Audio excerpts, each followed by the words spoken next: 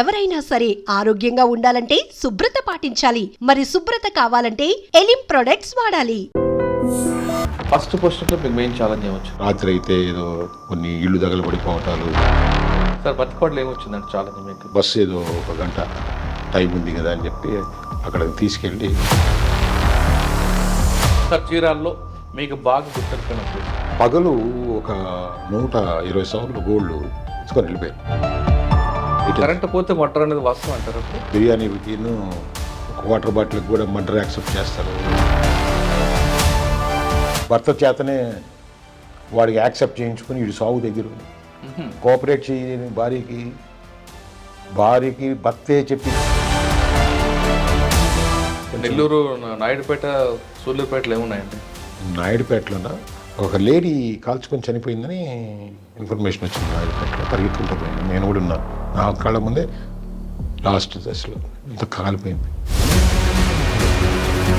First time డిపార్ట్మెంట్లో కొంచెం కష్టం వేసింది. అంటే ఎందుకంటే మీరు ఒంగోలు పనిచేస్తున్నప్పుడు ఎస్ఐగా ఉన్నప్పుడు రౌడీజం తీసుకొచ్చేయడమే ఫోకస్ పెట్టారు. సెకండ్ టైం సీఏగా ఒంగోలు వచ్చినప్పుడు రౌడీజం తగ్గింది కానీ క్రైమ్ రేట్ పెరిగింది. అప్పుడు ఆ పీరియడ్లో మీకు బాగా గుర్తుండిపోయిన ఒకటి రెండు కేసులు తెచ్చి ఒక మహిళ వేరే రిలేషన్లో పెట్టుకొని ఏంది మీ మదర్ వేరే వ్యక్తి వస్తున్నాడు, ఫాదర్ లేనప్పుడు నేను ఇచ్చేదంటే ఒక సైనైడ్ తీసుకొచ్చి చెన్నైలో మర్డర్ చేసి 5 కేజీల బంగారుతో పారిపోయి వస్తున్న వాళ్ళని మీరు ఎలా పట్టుకున్నారు? జీవితంలో ఏం సాధించామనటానికి కొన్ని ఇంపార్టెంట్ అయిన విషయాలు ఉంటాయి.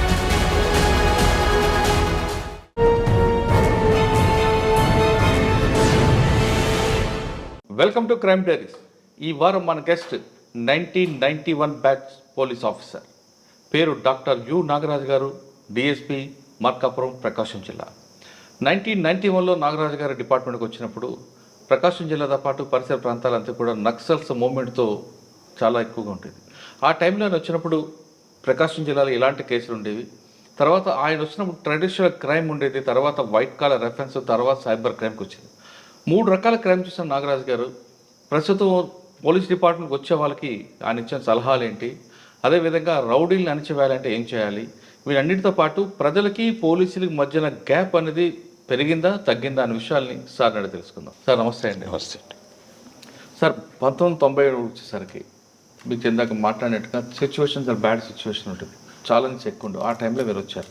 ఆ టైంలో మీరు బై ఛాన్సా బై చాయిస్ ఆ డిపార్ట్మెంట్ రావడం ఒకటి, ఎందుకంటే మీరు మీ క్వాలిఫికేషన్ చూస్తుంటే డాక్టర్ అన్ని 2 ఎంఎస్సీలు ఉన్నాయి, ఓ బీఈడీ ఉంది, మంచిగా టీచర్ పోస్ట్ వెళ్లకుండా ఇటువంటి ఛాలెంజ్ పోస్టులకు ఎందుకు వచ్చారు? రావడానికి కారణం ఎవరు, ఇన్స్పైర్ ఎవరు ఉన్నారా? వచ్చిన తర్వాత మీరు ఫేస్ చేసిన ఛాలెంజ్ ఏంటి? ఈ ప్రశ్నల సమాధానం చెప్పే ముందు యు నాగరాజు గారు డాక్టర్గా ఎందుకు అయ్యారు, అంతేకాకుండా మీ పేరెంట్స్ బ్యాక్గ్రౌండ్? మాది నెల్లూరు జిల్లా బోగోలు మండలం కొండబెట్టుకుంట అనే గ్రామం ఉందండి. అక్కడ మంచి పుణ్యక్షేత్రం కూడా ఉంది, వెంకటేశ్వర స్వామి టెంపుల్ ఉంటుంది అక్కడ. సో ఆ ఊరు మాది. మా నాన్నగారు సర్పంచ్గా చేశారు అక్కడ. మాది కొంచెం పొలాలు గిలాలు ఉన్న కుటుంబం. సో మేము చిన్నగా పెరిగి పెద్ద అయ్యకుందే అంతా కూడా ఆస్తి అంతా కూడా కొంచెం ఈ రాజకీయాల్లో వాటిల్లో మా నాన్నగారు కూడా టెంపుల్కి చైర్మన్గా చేశారు, జిల్లా పరిషత్ మెంబర్గా కూడా రాజకీయం ఉన్నారు. కొంచెం ప్రాపర్టీస్ అన్నీ కూడా పోవడం జరిగింది. సో మేము చదువుకున్నప్పుడు నేను మా ఇంటికి పెద్ద అబ్బాయిని, నా తమ్ముడు కూడా సర్కిల్ ఇన్స్పెక్టర్గా ఉన్నాడు. ఇద్దరం మధ్యలో ఒక అమ్మాయి ఉంటుంది. సో మేము చిన్నప్పుడు చదువుకున్నప్పుడు మా ఊర్లో ఎలిమెంటరీ స్కూల్ వరకే ఉండేది, 5th క్లాస్. 6th 7th చదువుకోవడానికి పక్కన పాత పెట్టుకుంటానికి ఊరికి రోజు 1 కిలోమీటర్ నడిచిపోయేది. 8th క్లాస్ చదువుదామన్నా కానీ రైల్వే పెట్టుకుంటేనే ఒకటి ఉంటుంది.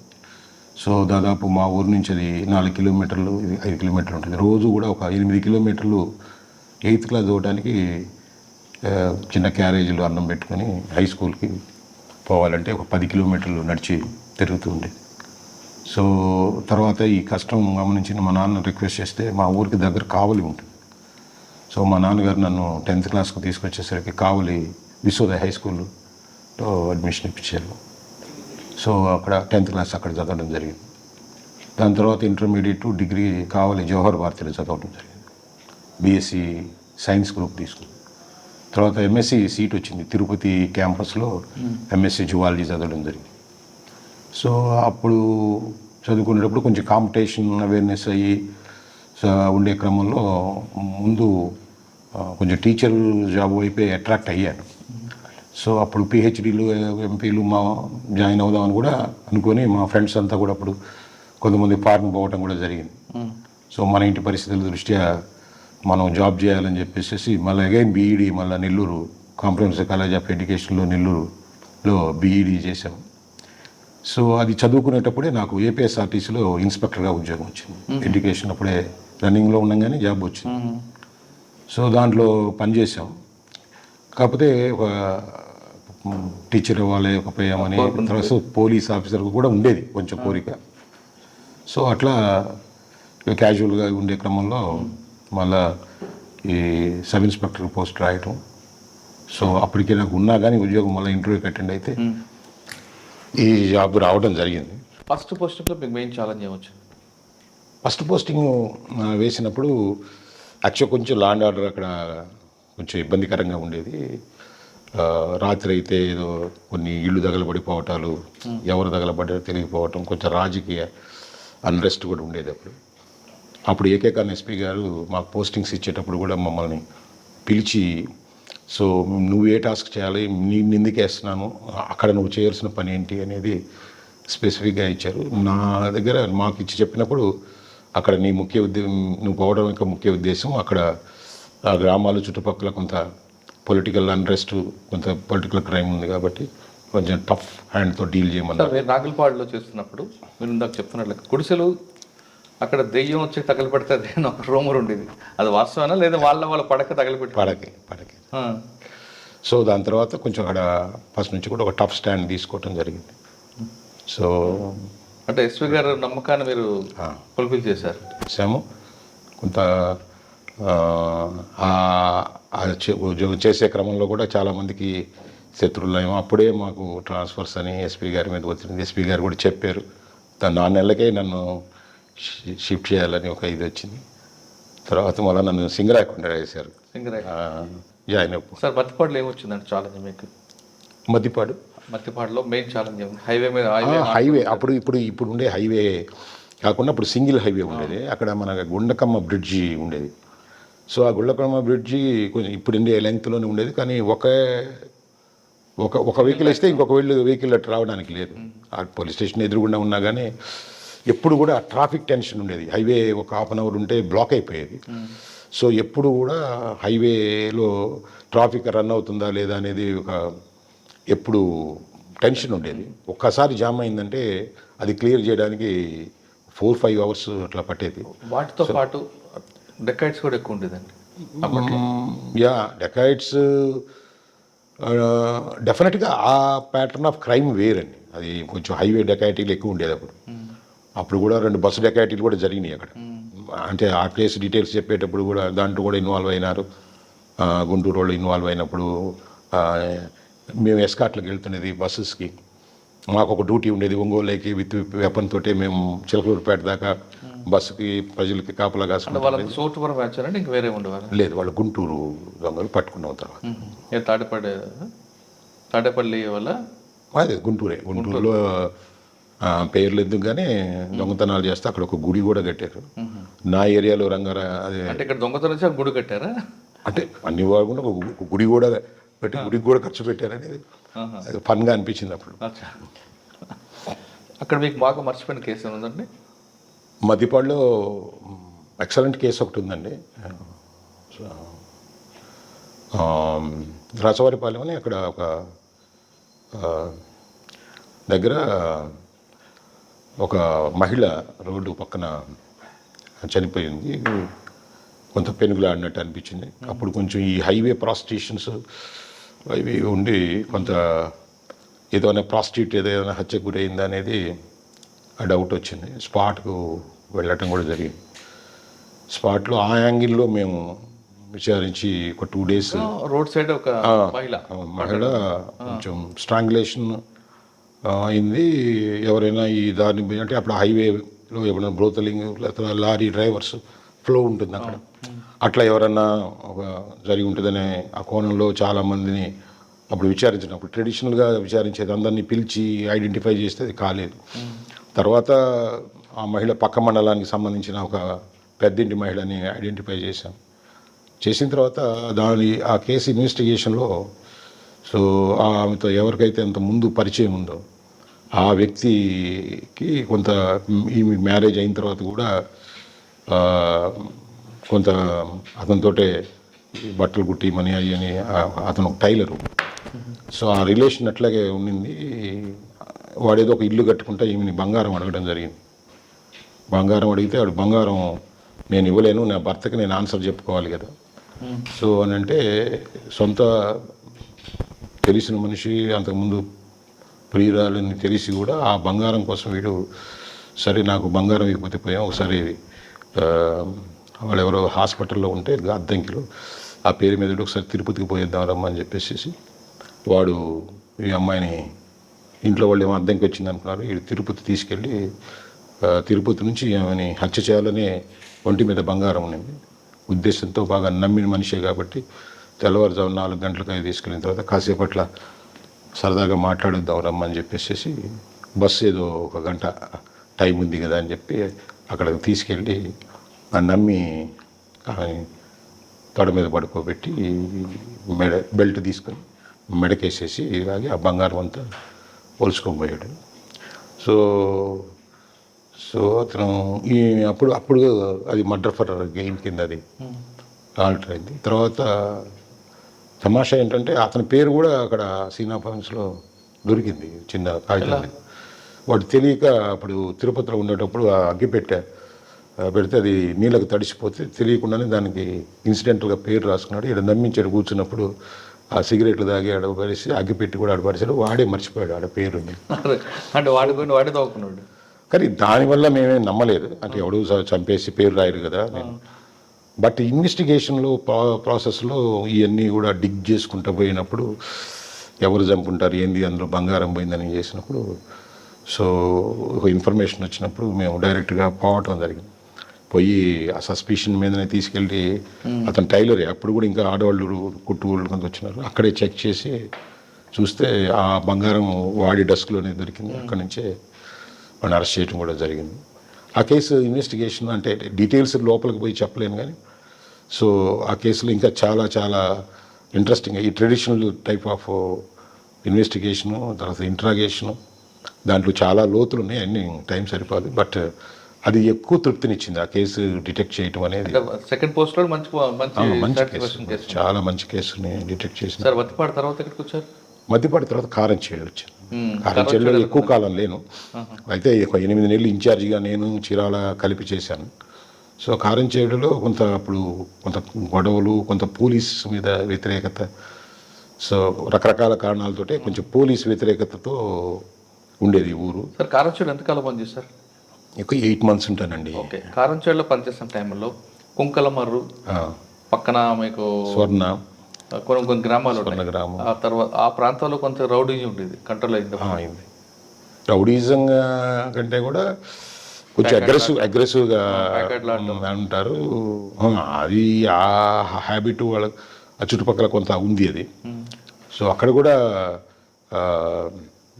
ఆ టైంలోనే కారంచేడు పోలీస్ స్టేషన్ పునాది కూడా అప్పుడే పడింది.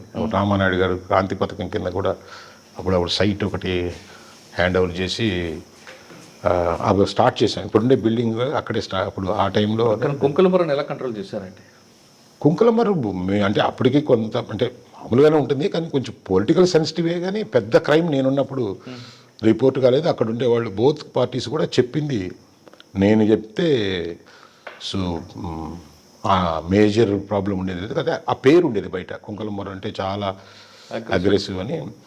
బట్ మా తీసుకున్న చర్యలు మా ఆఫీసర్ చెప్పిన దాన్ని బట్టి కొంచెం మేము అలర్ట్ ఉండేది. కానీ సెన్సిటివ్గానే ముందే ప్రొయాక్టివ్గా యాక్షన్ తీసుకునేది, ప్రొయాక్టివ్గా మీటింగ్స్ పెట్టేది, ప్రొయాక్టివ్గా ఎంత టఫ్గా ఉంటామో చెప్పేది. అక్కడ ఎలక్షన్ ఉన్నప్పుడు కూడా బోత్ పార్టీస్తో ముందే మాట్లాడేది. తర్వాత వాళ్ళకి ఇవ్వాల్సిన అంటే గట్టి కౌన్సిలింగ్ బాగా చేసేది. గట్టిగా కౌన్సిలింగ్ గట్టిగానే ఉండేది. ఆ టైంలో కౌన్సిలింగ్ లేకపోతే కంట్రోల్ ఉండదు. ఇప్పుడు అంటే డిఫరెంట్ అది. అప్పుడు కౌన్సిలింగ్ కొంచెం ఉంటేనే భయం. అది లేదంటే పోలీస్ ఆఫీసర్ దాదాపు ఫెయిల్ అయ్యేది. దానికి ఒక విలువ ఉండేది, ఒక రెస్పెక్ట్ ఉండేది. మనిషిని తీసుకొచ్చి కౌన్సిలింగ్ చేస్తారంటే ఆ అవమానానికి వాళ్ళు ఆగేది. లేకపోతే అది జరగదని అంటే ఉండే డిఫరెంట్ సినారియోకి వెళ్ళిపోయేది. అది ఒక షేమ్ కింద తీసుకునేది. పోలీసు కూడా ఏమి కౌన్సిలింగ్ చేయడానికి పెద్ద ఆలోచన కూడా ఉండేది కాదు. To maintain law and order ఏ ఎక్స్టెంట్గానే పోయేది. సార్ కారంచేడు తర్వాత చీరాల వన్ టౌన్ అండి. ఓకే, చీరాల వన్ టౌన్ అన్ని రకాలు ఉంటాయి కదా, చాలా చీటింగ్. చీరాల వన్ టౌన్ ఒక కస్టోడియల్ డెత్ అప్పుడు జరిగి సడన్గా అక్కడ ఉండే ఎస్ఐ గారు సస్పెండ్ అయ్యారు. కేసు కూడా పడింది ఆయన మీద. సో ఇమీడియట్గా ఆల్టర్నేటివ్గా ఏదో నా మీద నేను నమ్మకంతో కొంచెం ఇప్పుడుండే పరిస్థితులు మొరేలు కూడా దెబ్బతిందని, సో ఇమీడియట్గా కొంత గొడవలు అయినాయి అప్పుడు కస్టోడియల్ డెత్ అయినప్పుడు. సో ఇమీడియట్గా చార్జ్ తీసుకోమని చెప్పడం జరిగింది. అప్పుడు చీరాల లేని ప్రాబ్లం ఉండేది, అన్ని ప్రాబ్లమ్స్. అది అక్కడ పొలిటికల్ డామినేషన్స్ కానీ, ఏరియాలో ఉండే రౌడీయిజం కానీ, ఒక పక్క స్టువర్ట్పురంలో క్రిమినల్స్ చాలా ఎక్కువ ఉండేది. ఆల్ ఓవర్ స్టేట్ పోలీసులు కూడా చీరాల మీదే కాన్సన్ట్రేషన్ ఉండేది. పెద్ద పెద్ద దొంగలు ఉండేది అప్పుడు. వాళ్ళ సర్విలెన్స్ ప్లస్ మాకు కూడా ఒక పెద్ద పార్టీ ఒకటి ఉండేది దాడులు చేయడానికి. సో టఫ్ టాస్క్గా ఉండేది. కానీ చిన్న వయసులోనే పోస్టింగ్లోనే రావడంతో కొంతమంది మా సీనియర్ ఆఫీసర్స్ కూడా హ్యాండిల్ చేయగలవా ఇంత టఫ్ టైంలో వచ్చాయన్నారు. నేను కూడా ఒక ఛాలెంజ్గా తీసుకొని అక్కడ చాలా కష్టపడటం జరిగింది. అంటే ఇప్పుడు పోలీసులు చెప్తే నమ్ముతారో లేదో ఐ డోంట్ నో. దాదాపు నిద్ర కోసం బాధపడేది. నిద్ర పోతే అది చాలా వరం అనుకునేది. అంటే అంత హార్డ్ వర్క్ ఉండేది. అంటే మనం చేస్తాం కదా. గుర్తుండిపోయిన కేసు చెప్పండి చీరాల టౌన్. చాలా కేసులు ఉన్నాయండి. సో మెనీ కేసెస్, 1, 2, 3 కాదు. చీరాల్లో దాదాపు నేను ఒక 5 years చేశాను ఎస్ఐ. ఇన్స్పెక్టర్ గారు ఇన్స్పెక్టర్గా అప్పుడు ఆ టైంలో సాయిబాబు గారా? కాదు, సత్యనారాయణ గారు అని నేను చనిపోయారు. ఆయన ఉండేది. కొంత తర్వాత నజీర్ అని ఒక ఆయన ఉండేది. కొంతకాలం పృథ్వీనారాయణ అని ఆయన ఒక ఇన్ఛార్జి కూడా చేశారు. అప్పుడు ఆయన ఇంకొల్లు సిఐగా ఉండేది. ఒక 2 నెలలు 3 నెలలు కూడా మాకు అప్పుడప్పుడు ఆయన చీరాల లేనప్పుడు ఇంకొల్లులో పృథ్వీనారాయణ చాలా. పృథ్వీనారాయణ గారు ఆయన దగ్గర డైరెక్ట్గా నేను చేయకపోయినా, నేను ఇక్కడ ఒంగోలులో చేసేటప్పుడు కూడా ఒంగోలులో షార్ట్ టైం ఉన్నారు ఆయన సిఐగా. తర్వాత ఇంకొల్లు సిఐ అంటే చీరాలకి పక్కనే ఉండేది. నేను హెడ్ క్వార్టర్ అయ్యాను కాబట్టి, సో నాతో ఎప్పుడు వచ్చినా ఏదైనా అంటే అక్కడికి వస్తే ఎవ్రీథింగ్ అంటే రూముని లేకపోతే కొంత ఉంటాయి కదా పక్క ఊరికి వచ్చినప్పుడు. సో ఆ రకంగా బాగా క్లోజ్గా ఉండేది. ప్లస్ యాటిట్యూడ్ కూడా కొంచెం మేము మాట్లాడుకునేటప్పుడు కొంత ఇది ఉంది. అక్కడ నేను చీరాల ఎస్ఐ ఉన్నప్పుడే చిన్నగంజాల్లో కూడా ఒక ఎన్కౌంటర్ అయింది. అంతకుముందు కూడా ఒక ఎన్కౌంటర్ మాకు కూడా అయింది స్టువర్ట్పురంలో. నేను ప్రభాకర్ అని మా బ్యాచ్మేటే ఉన్నాడు. కలిసి చేసి అట్లా కొంత exchange of views, thoughts. So Chirala అనగానే డెకాయిట్ రౌడీ చెప్తున్నారు. అది కాకుండా మీరు చెప్తున్నట్లుగా స్టేట్లో ఎక్కడేం జరిగినా వాళ్ళందరూ చీరాల హెడ్ క్వార్టర్లో కూర్చున్నారు. అంటే చీరాలని కాదు, స్టువర్ట్పురము అది యాక్చువల్గా గుంటూరు జిల్లా అండి. ఇది కరెక్ట్గా చీరాల అనేది బార్డర్. దాని తర్వాత స్టువర్ట్పురం వస్తుంది. అది వెదుర్లపల్లి పోలీస్ స్టేషన్ ఉంటుంది. ఇది బార్డర్. సో బాపట్ల కంటే కూడా చీరాల దగ్గర ఉంటుంది ఇది స్టువర్ట్పురంకి. సో వీళ్ళు స్టువర్ట్పురంలో ఉండే ఈ దొంగలు, వాడి మీద సర్విలెన్స్ కానీ, వాళ్ళకి ఏదైనా ఇన్ఫర్మేషన్ వచ్చినా కానీ వాళ్ళందరూ కూడా ఈ చీరాల్లో నిఘా పెట్టుకుండేది. అంటే చీరాల మెయిన్ టౌన్ అది. ఏదైనా సినిమాలకు కానీ, వాళ్ళు పర్చేజింగ్ కానీ అంతా కూడా చీరాలు వస్తుంటారు. సో అందువల్ల ఏంటంటే ఎక్కువ కూడా జరిగేది. ఆల్ ఓవర్ ఆంధ్ర కూడా కాదు, ఆంధ్ర దాటి కూడా నేరాలు జరిగేది. తమిళనాడు, కర్ణాటక, ఒరిస్సా, ఛత్తీస్గఢ్, బాగా సౌత్ ఇండియా అంతా వాళ్ళ ఎఫెక్ట్ ఉండేది. సార్ చీరాల్లో మీకు బాగా గుర్తుండిపోయిన కేసు? చీరాల్లో అంటే పన్నని కాదు, చీరాల్లో ఒకసారి ఒక వ్యక్తి ఈ బట్టల షాపులో పని చేసుకుని ఈ షాపుల తరపున ఈ వాళ్ళ అప్పులు తీసుకొని వస్తూ ఉంటాడు. తీసుకొని వచ్చినప్పుడు సో అతని మీద అటాక్ జరిగింది చిరాలు. సో 22 కత్తిపట్లు బాడీ మీద ఉండటం జరిగింది. అతని దగ్గర కొంత క్యాష్ పోయింది, సంథింగ్ 60,000 70,000 మర్డర్ ఫర్ గెయిన్ అది. సో మర్డర్ ఫర్ గెయిన్లో ఇన్ని కత్తిపోట్లు ఎందుకుంటాయి అనేది అప్పుడు విచారణలో ఇదేమన్నా వేరే రకమైన కక్ష కార్పణ్యాలా, లేకపోతే ఇన్ని కత్తిపోట్లు చేసి చచ్చిపోయేదాకా కూడా పొడిచి తీసుకెళ్ళటం అనేది అనుమానం వచ్చింది. సో నేను ఇమీడియట్గా స్పాట్కి కూడా వెళ్ళటం జరిగింది. నేను యాక్చువల్గా నేనే అతన్ని తీసుకొచ్చి పండబెట్టి హాస్పిటల్కి షిఫ్ట్ చేసుకునే లోపే నా సమక్షంలోనే అతనికి ఏం మాట్లాడకుండా ప్రాణం పోయింది. సో దాన్ని వేరే యాంగిల్లో చూస్తే ఇతనికి ఎవరూ శత్రువులు లేరు, ప్రతి ఒక్కరితో స్నేహితంగా ఉంటారు. కాబట్టి ఇతని దగ్గర క్యాష్ పోయింది కాబట్టి ఈ క్యాష్ కోసమే చేస్తారు. అయితే ఎందుకు ఇన్ని కత్తిపోట్లు పడ్డాయి, క్యాష్ కోసం ఈ 22 కత్తిపోట్లు ఎందుకు వేసి తీసుకెళ్తారనేది దాని మీద అప్పుడు ఉండే నేరస్తులందరినీ, ఆ చుట్టుపక్కలందరినీ, అంటే మేము అప్పుడు ట్రెడిషనల్గా విచారించేది ఈ చుట్టుపక్కల ఎవరు ఉన్నారు, దానికి ముందు ఎవరు కనపడ్డారని. మా దీంట్లో తమాషా ఫన్ ఏంటంటే ఒక 100 యార్డ్స్ దూరంలో సో ఒక సస్పెక్ట్ మాకు కనపడటం జరిగింది. ఆ సస్పెక్ట్ని నేను తీసుకొచ్చి బాగా హార్డ్ ఇంట్రాగేషన్ అయింది. కానీ సస్పెక్ట్ అక్కడ ఉన్నాడు, వీడు మర్డర్ జరిగింది, వీడియో ఓపెన్ కావట్లేదు దాదాపు. అంటే ఇప్పుడు ఇల్లీగల్ కస్టడీని కాదు కానీ వాడిని పెట్టుకున్న ఆఖరికి వాడు రివీల్ కాలేదు, హార్డ్ ఇంట్రాగేషన్ తట్టుకున్నాడు. తర్వాత వాడిని వదిలిపెట్టడానికి ఈ కేసు డిటెక్ట్ కాలేదు. ఈ క్రమంలో వాడిని పోలీస్ స్టేషన్లోనే డిటైన్ కాదు, అక్కడే వచ్చా పోతా మా కళ్ళ ముందే వాడిని దాదాపు కొంతకాలం పెట్టుకోవటం జరిగింది. అంటే మా కళ్ళ ముందే తిరుగుతుండేది. సో లాస్ట్కి వాడు మాకు చెప్పను, టీలు పెట్టను, వాడు కలిసిపోవటం అంటే వాడు నమ్మించడానికి. సో ఆ టైంలో వేరే ముద్దాయి దొరకటం జరిగింది.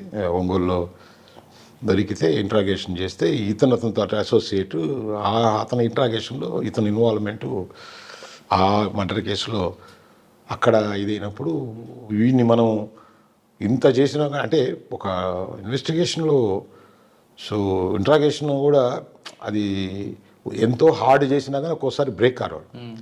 సో ఆ తర్వాత వీడిని చాలా పొలైట్గా తీసుకొని మామూలుగా దాదాపు పనికి రాకుండా చేస్తే మొత్తం అప్పుడు ఆఖరికి ఎందుకు ఇన్ని 22 కత్తిపోట్లు ఉంటాయి అనేది అప్పుడు అందరిని పట్టుకున్నాం. అంటే వాడు సంచి ఉంటుంది, ఆ సంచి మొదటి కత్తిపోటుకే సంచి వదిలేశాడు. ఆ సంచి పాపం అతను ఆ 2 ఇది కట్టుకున్నాడు చేతికి. వీళ్ళు లాక్కొని పోయేటప్పుడు ఇతను ఆల్రెడీ ఒక కత్తిపోటుకే వదిలేశాడు చెయ్యి. ఆ దొంగతనం చేసే క్రమంలో అది రావట్లేదని, అతను వదలడం లేదని. ఎందుకు అన్ని కత్తిపోట్లు అంటే దానికి రీజన్ అది చెప్పారు. ఏంటంటే లాస్ట్కి ఇవన్నీ పొడిచి అతను పడిపోయిన తర్వాత కూడా చూస్తే ఈ చేతికి అతను నాట్ చేసుకున్నాడు. అది గమనించుకోవాలి. వీళ్ళు లాగితే రావట్లేదు అనుకుంటున్నారు, దీనికి నాట్ అయిందనేది వాళ్ళకి అర్థం కాదు. అంటే లాగితే రావాలి కదా, రాలేదని చెప్పి ముడి వేసుకున్నాడు. రోజు తెచ్చుకొని ఎవరైనా లాగితే పోకుండా ముందు ముడి వేసుకొని ఉన్నాడు. సో చెయ్యి వదిలేశాడు, కానీ నాటు ఉంది చేతికి. అది వాళ్ళకి అర్థం కాల. ఆ పని పూర్తి చేసుకుని వెళ్ళిపోయే క్రమంలో వాడు చెయ్యి ఇంకా వదలడం లేదని పొడిచారని తర్వాత తీసుకెళ్ళారు. అది ఎందుకు ఉన్నారంటే డే 1 దాన్ని సస్పెక్ట్ని మనం ఐడెంటిఫై చేసి డ్రాగ్ అయ్యి మళ్ళీ దాన్ని బ్రేక్ చేయడానికి అది టైం తీసుకుంది. అది ఇంకొక అంటే అందువల్ల అప్పటి నుంచి నాకు వచ్చిన ఎక్స్పీరియన్స్ ఏంటంటే, మాకు ఇప్పుడు సబార్డినేట్స్ సార్ వాడు ఒప్పుకోవట్లేదు సార్, ఇంట్రాగేట్ చేశారు సార్ అన్నా కానీ నా ఎక్స్పీరియన్స్ నమ్మదు. కొంచెం టెక్నికల్గా ఇప్పుడంటే టెక్నికల్ ఎవిడెన్స్ కూడా వచ్చింది కాబట్టి. సో ఇప్పుడు మేము సీనియర్ ఆఫీసర్ అయ్యాం కాబట్టి ఇలాంటి అనుభవాలతోటి అడ్మిట్గా లేదన్నా ఆ నేరం కాదని అన్నా కానీ వెంటనే ఇప్పుడు బిలీవ్ చేయడానికి ఆ కేసులు గుర్తొస్తాయి. అంటే అంత హార్డ్ ఇంట్రాగేషన్ బ్రేక్ ఫేస్ చేసి కూడా వాళ్ళు తట్టుకున్నారు. అంటే నేరం ఒప్పుకోవటం అనేది అంత దాంట్లో చాలా ఫ్యాక్ట్స్ దాంట్లో చాలా తెలివి అని తర్వాత ఇంట్రాగేషన్ టెక్నిక్స్ డెవలప్ చేసుకున్నాం నిదానంగా. సో చీరాల తర్వాత అంటే చీరాల ఇంకొక కేసు సార్, ఇంకోటి ఉందా? బెస్ట్ కేసు ఉంది, చెప్పండి. చీరాల్లో ట్రెడిషనల్గా జరిగే కేసుల్లో పగలు ఒక ఇంట్లో 6కి ఒక 120 సవర్లు గోల్డ్ డే టైమే వెళ్ళిపోయింది, ఎత్తుకొని వెళ్ళిపోతే ఒక 2 hours తర్వాత అతను ఫోన్ చేశాడు, ల్యాండ్ ఫోన్ సార్ మా ఇంట్లో దొంగలు పడి మా అమ్మని కట్టేసేసి 120 సవర్ల బంగారం తీసుకెళ్ళిపోయారు సార్ అని చెప్పడం జరిగింది. ఎంతసేపు అయింది జరిగి అంటే వెంటనే మనం కార్డుని లాక్ చేసుకోవాలి కదా, ఆల్రెడీ దాదాపు 2 hours అయిపోయింది సార్. 2 hours నుంచి ఎందుకు ఫోన్ చేయలేదంటే మేము ఇన్సిడెంట్ జరగగానే బయటకు వస్తే వాళ్ళు బయటే ఉన్నారు సార్, దొంగతనం చేసుకుని వాళ్ళు మాకు చెప్పారు. 2 hours దాకా బయటకు ఫోన్ చేసినా, నీళ్ళపైన ల్యాండ్ నుంచి ఫోన్ చేసినా ఎస్టీడీ బూత్ వాళ్ళు చంపేస్తామన్నారని.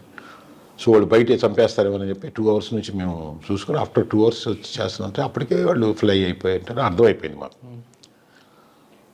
సో ఆ కేసులో ఆ డే 5 గంటలకు మొదలుపెట్టి మనుషులందరూ ఉండే డే కాలనీ, అది బోర్డు కాలనీ, వైశ్య కమ్యూనిటీ ఉంటారు అక్కడ. దాన్ని కొంచెం ఈ కోణంలో కాకుండా వేరే కోణంలో కూడా దాన్ని ఇన్వెస్టిగేట్ చేసాం. పేర్లుగా ఇప్పుడు అందరూ కొంతమంది ఉన్నారు, కొంతమంది వేరే వేరే వృత్తుల్లో ఉన్నారు. దానికి రీజన్ తెలిస్తే వాళ్ళకి ఏదో డబ్బుగా అవసరమయ్యి ఎవరి దగ్గర డబ్బు ఉందని అక్కడ ఒక నేరం చేసి అక్కడ షెల్టర్ తీసుకొని ఆ ఎక్స్పెన్సెస్కి డబ్బులు లేవని చెప్పేసి వీళ్ళు రోజు ఆడ ఎస్టీడీ బూత్లో ఉంచి ఆ కేసు గురించి, ఒంగోలులో జరిగిన కేసు గురించి వీళ్ళు మాట్లాడుకుంటూ, సో డబ్బులు లేవు మనకి, రావాల్సిన డబ్బు అందలేదని చెప్పేసి వీళ్ళ దగ్గర ఉందనే క్రమంలో ఇది చేయటం జరిగింది. ఈ కేసు అది ఎంత కష్టంగా అది అంటే ఇన్వెస్టిగేషన్ అది ఎలా బయటకు వచ్చిందంటే, ఈ నేరం జరగక ముందు అక్కడ గేట్ ఉంటుంది, ఒక చిన్న గేట్. ఆ గేట్ దగ్గర ఒక టీ కొట్టు ఉంటుంది. యాక్చువల్గా ఆ టీ కొట్లో ఎవరో ఒక జీన్ ప్యాంట్ వేసుకొని ఒక మోటార్ సైక్లిస్టు పోతూ ఉంటే ఆ టీ షాప్లో జరిగే అతను నమస్కారం అన్నా అన్నారు. ఈ జీన్ ప్యాంట్ వేసుకున్న అతను అక్కడ ఇన్వాల్వ్ అయినట్టు అక్కడ ఎవిడెన్స్ వచ్చింది. సో దానికి ముందు, ఈ ఎఫెన్స్కి ముందు ఈ జీన్ ప్యాంట్ వాడికి ఇక్కడ ఈ టీ కొట్లో ఎవడో నమస్కారం పెట్టాడు. సో ఈ ఎవరికి నమస్కారం పెట్టాడు, ఆ జీన్ ప్యాంట్ వాడు ఎవడు అని అంటే ఈ టీ షాప్ వాడికి ఈడెవడో తెలియదు, నమస్కారం పెట్టినాడు. ఆడు ఎప్పుడో వస్తాడు సార్ అంటే, మేము అప్పుడు బాబు కొంత ఇది ఇచ్చి వాడు ఎప్పుడు మళ్ళీ టీ కొట్టుకొచ్చినా మాకు ఇన్ఫర్మేషన్ చెప్పమని అప్పుడు అడగడం జరిగింది. సో వాడు ఒకరోజు వస్తే ఇట్లా జెన్యున్గా వాడు రాగానే మాకు ఇన్ఫర్మేషన్ ఇవ్వడం జరిగింది. మేము పోయి అని పట్టుకున్నాం, ఆ నమస్కారం పెట్టినాడు. సో ఎవరెవరు ఆ రోజు నమస్కారం పెట్టిందంటే, సార్ అతను పెద్ద రౌడీ సార్, చాలా పెద్ద రౌడీ అతను. పెద్ద రౌడీ అని నీకెట్లా తెలుసురా అంటే, అదే రాని పేరుతో ఉంటుంది సార్, ఏదో సినిమా హాల్లో ఏదో రావోయి చందమామ సినిమా చూస్తుంటే ఇంటర్వెల్లో కనపడితే మా ఫ్రెండ్ ఇతను చాలా పెద్ద రౌడీ అని చెప్పాడు సార్, పేరు ఏదో తెలియదు సరిగా, అక్కడ పరిచయం చేశాడు సినిమా హాల్లో, ఇక్కడ కనపడ్డాడు సార్ అందుకు నమస్కారం పెట్టాను అని చెప్పడం జరిగింది.